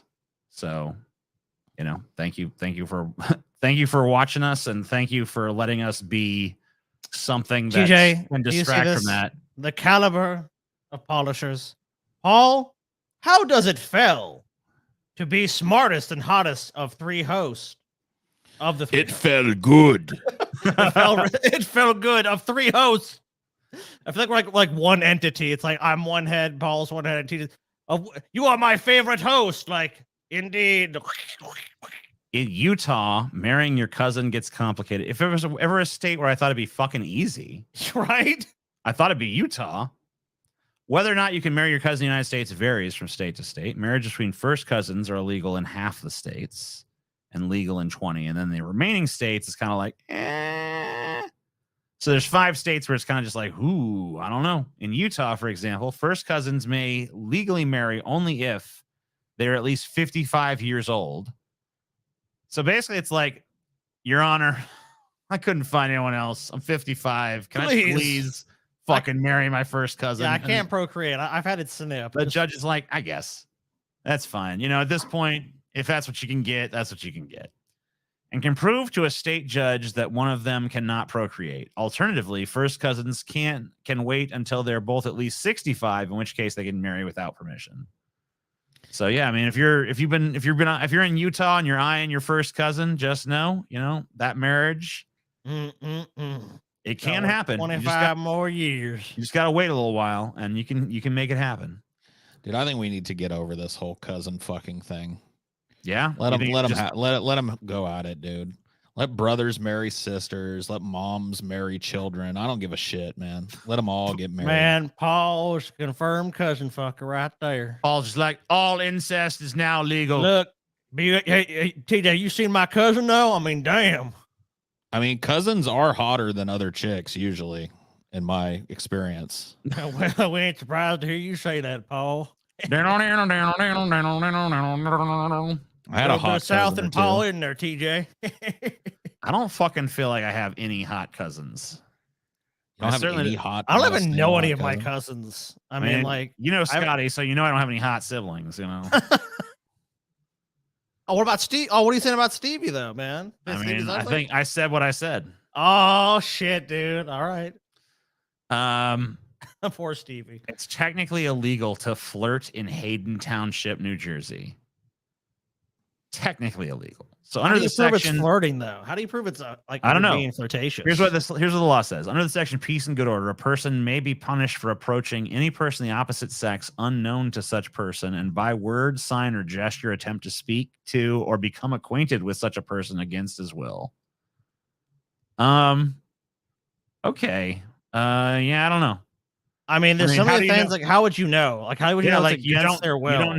You don't know if that person meeting you is against their will until you try, right? There's no way to fucking ask them. What do you mean hey, unknown to you? Like you've never seen them at all? Okay, so if you see that person again, then it's legal. Like, I don't know. There's just like it seems like that this law would not hold up. Paul, didn't you make out with one of your cousins? I don't think that was a first cousin though. No, it was like a third cousin twice removed. So that barely counts. That's proof right there. In Texas, the possession of more than 6 dildos is prohibited. Well, TJ, if you lock go to me Texas, up. you're gonna be in violation of the law, boy. When you're in Texas, look behind you, because that's where the dildo's gonna be. All 5.5 of them. Wait, it says more than 6. You can have 6. So you can have. Oh wait, no. They say this. They summarize 6 it or wrong, more, because it says if you have 6 or more. So it's not. The fucking summation says it's the possession of more than 6, but it's actually 6 or more, which is an important fucking distinction. Means you're allowed to have 5 dildos. and you So get if a you have 6 dildo, you're in trouble. So does that mean that like if your fucking house is raided by the Texas authorities, they're counting dildos? They're like, let's see how many dildos you got. 1. It seems 2, unlikely this law anyone would be charged 3. under this law. I doubt anyone's been charged with this shit. I don't even know if they. I mean, I'd be surprised if they could even get a conviction on it. You can't get married in Nebraska if either partner has a sexually transmitted disease. No person who is afflicted with a venereal disease shall marry in this state. So says the law in Nebraska. Cases involving this intrusive statute are rarely enforced, and the law might one day be wiped from the books completely. In January 2020, State Senator Matt Hansen introduced a bill to eliminate the provision altogether, which would allow people to marry without reprisal, even if infected with an STD. I don't know. I mean, I guess, you know, as long as everyone knows about it. In North Carolina, Northern. I was like, Northern Carolina. in Northern Carolina, boy. In North Carolina, it's illegal to live with a partner if the couple is unmarried. North Carolina is one of 5 states that to have an illegal cohabitation law. The state's laws of fornication and adultery state, if any man and woman not being married to each other shall lewdly and lasciviously associate, bed, and cohabit together, they shall be guilty of a Class 2 misdemeanor. This feels like like they wrote some shit out of the Bible, dude. At least you can still, you know, have gay and lesbian sex, though, because it just says no. Yeah, that's true. It just says a man and a woman can't do it. So, you know, you're still perfectly capable of doing that with another man or another Puritanical woman. shit, But dude. Are you living lewdly?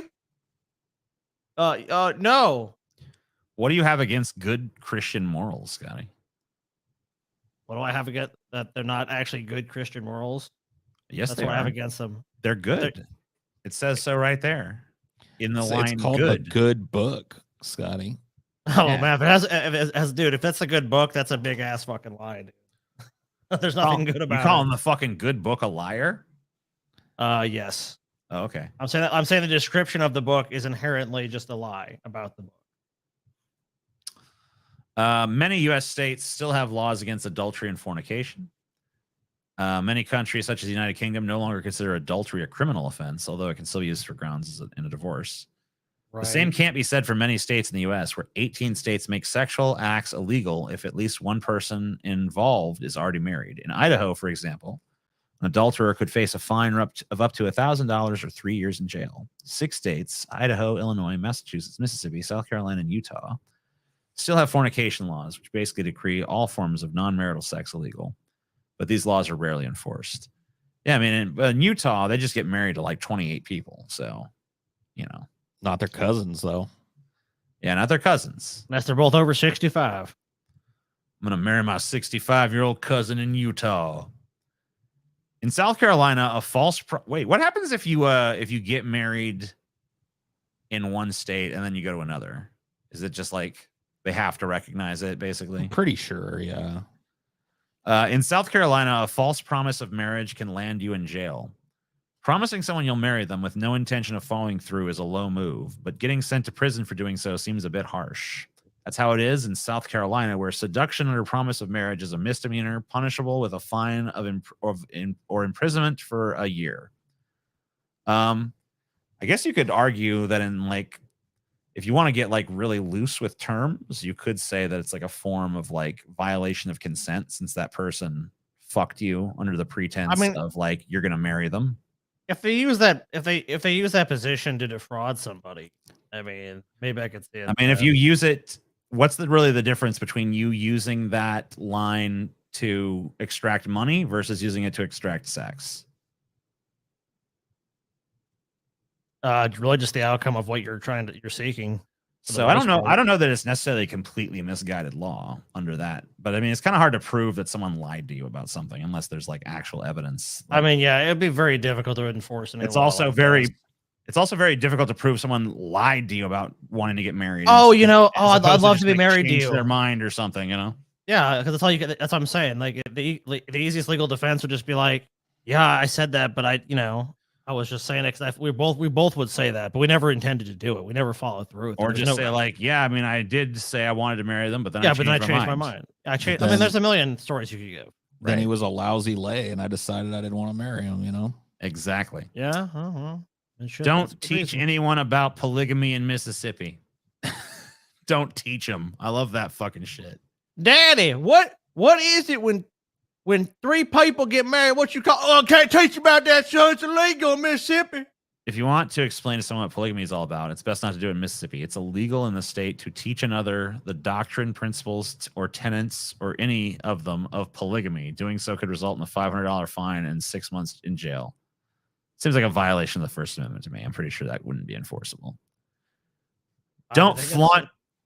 I'm sorry. Go ahead. So do they think it's going to prevent polygamy if they haven't taught it in Mississippi? I mean, like 'cause Mississippi's if a you- pretty dumb place, but they're still horny. I mean, They the figured it out. idea that you can even teach a Mississippian something is pretty far fetched. I mean, yeah, that on its face is just like ridiculous. But I'm saying, even if assuming you could do that, if one could do that, I mean, you wouldn't even need to teach it. There's horny people in the state of Mississippi. They're gonna figure out like, hey, I think more than two people, 3 people could be in a relationship.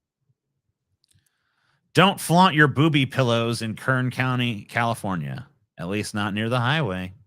The lawmakers of Kern County, California have a real issue with the public sales of articles depicting female breasts. In particular, they abhor the sale of stuffed objects known as booby pillows. Is that kind of like truck nuts? According to the law, the sale of booby pillows along public highways is a species of indecency and vulgarity which cannot be ignored or controlled by passersby. Vendors can't sell or even display booby pillows within 1,000 feet of a highway. Doing so could earn them a $500 fine or a 90-day stint in the county jail. I'm glad that our lawmakers were hard at work. Bored Puritan thought that one up. Making this bullshit. Like, them pillows kind of look like boobies. Pillows is bad. And it's in California, man. I thought California would know better. But you know what? I mean, what do you get? Sometimes they're just as dumb as the South. The only U.S. state where having sex with a porcupine is illegal. I wonder what it's going to be. I wonder what state it could be. Let's see. Texas. Oh. No, Georgia. There is surely an abundance of such laws in the United States banning you from fucking porcupines. But did you know there is a particular state that has made sexual relations with porcupines illegal? Yep, you heard it right. There's a state that officially forbade intercourse with a porcupine. You may think it's funny, and I do too. Unfortunately, as I was researching, it turned out there are 4 states where having sex with animals, also labeled as bestiality by other states, is still legal. Hawaii, New Mexico, West. Well, don't tell people. Fucking goddamn it. Oh, good old New Mexico. I tell you, that's a fun place to visit. I'm moving to New Mexico. Wyoming, that's another Prosecute fine state. behavior with an animal, as they don't have laws prohibiting on their books. Sadly, there isn't a federal law forbidding that either. And while many other blah, blah, blah. Which state is it? Tell me which fucking state. Fucking Florida. It's Florida, dude. Of course. Of course, the only state where you'd actually have to tell people that. Now, look, don't stick your dick in the porcupine. I'm saying there's plenty of animal fuckers in a lot of these fucking backwoods ass states. I mean, But only in Florida do you have animal fuckers so fucking dumb and so fucking crazy that they look at a fucking ball of spikes and be like, wonder what it'd be like to stick my dick in that there. Gotta live a little bit, TJ. Live a little, TJ. Don't be a little bitch. I Two mean, people what you- challenged this law in 2009. It's Florida, dude. Huh? They challenged Yes. Dude, Anton and Yevgeny, tourists in their early 30s who traveled from the U.S. to Russia, to the U.S. from Russia, had a little too much to drink and opted to test this law. They allegedly went to a party where the topic of weird laws took place, and after getting properly boozed up, they went to the woods and found a porcupine to experiment on. It's unclear whether the animal escaped without getting harmed, but 2 men later sought medical help as they both had porcupine needles in their genitalia. Now, if I'm being honest, I'm not overly concerned about those 2. I'm more worried about the poor porcupine. I mean, I feel like maybe they got the worst of it. 2 crazy drunk Russians went to Florida and were like, bullshit, fascist I will bullshit. fuck porcupine. I will fuck the porcupines. Oh no! I hope the porcupine is okay. I'm pretty sure that the 2 guys that tried to fuck the porcupine got the worst of it, man. I'm pretty sure the porcupine is porcupine, and these guys got fucking needles in the fucking nutsack. Okay. What did somebody say? Porcupussy. Yeah. Yeah, Pop that porcupussy. porcupussy. All right. Pop that porcupussy. So the last story of this section, and quite possibly of the night, because it looks like if we don't get let's see, we're some pretty significant donations rolling in during this. Yeah, we are about. Let's see. So what is our next goal? 400. Yeah. So we're about 110 short. Right. So, and if that's not in by the time this is done with, it's over, and we're going to go to Grease Trap with Bill Maher. All right. So, here's another list of 10 strangest sex laws in the U.S. Hopefully there's no repeats. There probably are, but we'll see. So, is this your first rodeo? As a Massachusetts native, I think I speak for the entire Bay State when I say we're totally okay with having sex with a rodeo clown. As far as we're concerned, what happens at the rodeo stays at the rodeo. We're pretty liberal like that. A solid blue state through and through. Wait, what's that you say? There are horses present. Won't somebody think of the horses? If I've said it once, we've said it 1,000 times. No having sex with rodeo clowns in the presence of horses, and we really mean it. That horse might fucking get the wrong idea, dude. Because you know what? Okay. Wait, let's get this straight. If you want to fuck any other person in front of a horse, that's fine. If you want to fuck a rodeo clown, that's fine. But if you want to fuck a rodeo clown in front of the goddamn horse, fuck you. In the presence of horses. That's too much. That's too far. Well, think about this, dude. The You're too horse much of a sick fuck. The horse sees someone boning a rodeo clown, right? Yeah. And then the horse is like, they're doing a competition, they're doing barrel racing or some shit, right? And the horse sees a rodeo clown. I mean, that could be deadly to the right. The horse goes crazy, gets sex crazed. It tries to fuck the rodeo clown in the middle of a competition. The rodeo clown is killed. I mean, obviously the horse perforates his intestine. You know, I mean, the person riding the horse is thrown. They're killed. They're like, they're Christopher Reeves. You know what I mean? Like, it's horrible. Dude, what if you just it's a just law. Let me ask you this: what if you're at a rodeo? Okay, but it's just but it's a normal circus clown. Does a circus clown become a rodeo clown merely by being at the rodeo? I mean, yeah, in a way, yeah. So should the law apply there? I think it has to, man. If you try to fuck like just a regular circus clown at the rodeo in the presence of horses, I mean, I think you have to enforce the law that way. The horse would be confused. What about a juggalo? What if it's a juggalo in full paint? But they're. I mean, what are juggalos? Are they down with the clown? They're wicked clowns. A juggalo is a clown. Yes. So I think of a juggalo, but what if they're not wearing their makeup? Yeah. I think they got to have the face paint, honestly. Would a reasonable person assume them to be a clown? Yeah, but only if they're wearing their juggalo face paint. Then, yeah, I mean, then the face paint is essential. Yes, they have to wear the face paint. I also have, I mean, like, what qualifies as a horse? You know, like, if you have, like, some kind of, like, mule, does that count? Or is that not fucking horse enough? Or what if the horse is super hot, my dude? Yeah, what if it's a hot horse? What if the horse is blindfolded? What if the horse is begging for it? You know what I mean? Prancing up and down. What if you fucking start? What if you like walk up to the horse and you grab the circus rodeo, like the rodeo clown's ass, and the horse immediately starts to get an erection? Like the horse is obviously into it. So is it okay then? No, because if the horse learns and sees what happens to rodeo clowns, it's going to be unsafe for any of the people at any of these events, man. But dude, I mean, like they want juggalo, dude. A juggalo drops his fago, right? Now think about this, TJ. Yes. Think about this, TJ. Under the world, you want a juggalo drops his fago, bends down. That horse gets the wrong idea, and there's one less juggalo in the world. Dude, I mean, but like, think about this. Here's why your argument falls apart for me. No, it doesn't. Because here's why your argument falls apart. It doesn't fall apart. It's a lie. Because if you were at a rodeo and there was a juggalo there, and some kind of crazed fucking crazed stallion fucking butt fuck that juggalo to death in front of your very eyes, it'd be the funniest fucking goddamn thing you've ever seen. Dude, I would fucking scream whoop whoop so loud, bro. I'd be shooting the pig all over the place, dude. Celebrate, man. Dude, that's what I'm hoping the main act is at the next gathering. I'm going if that's the case. Scotty just made up a verb, Christopher Reeved. Yeah. When you get Christopher Reeve, dude, you know how it goes. It happens. Sleeping Beauty is so 1950s. This is the 21st century. Women don't just lie around waiting for their prince to arrive. In fact, it's literally illegal to do so in Colorado, where kissing a sleeping woman is prohibited by law. That seems, I mean, like, I guess if it's like your wife or something, or like, I don't know. I mean, it seems like up to the person.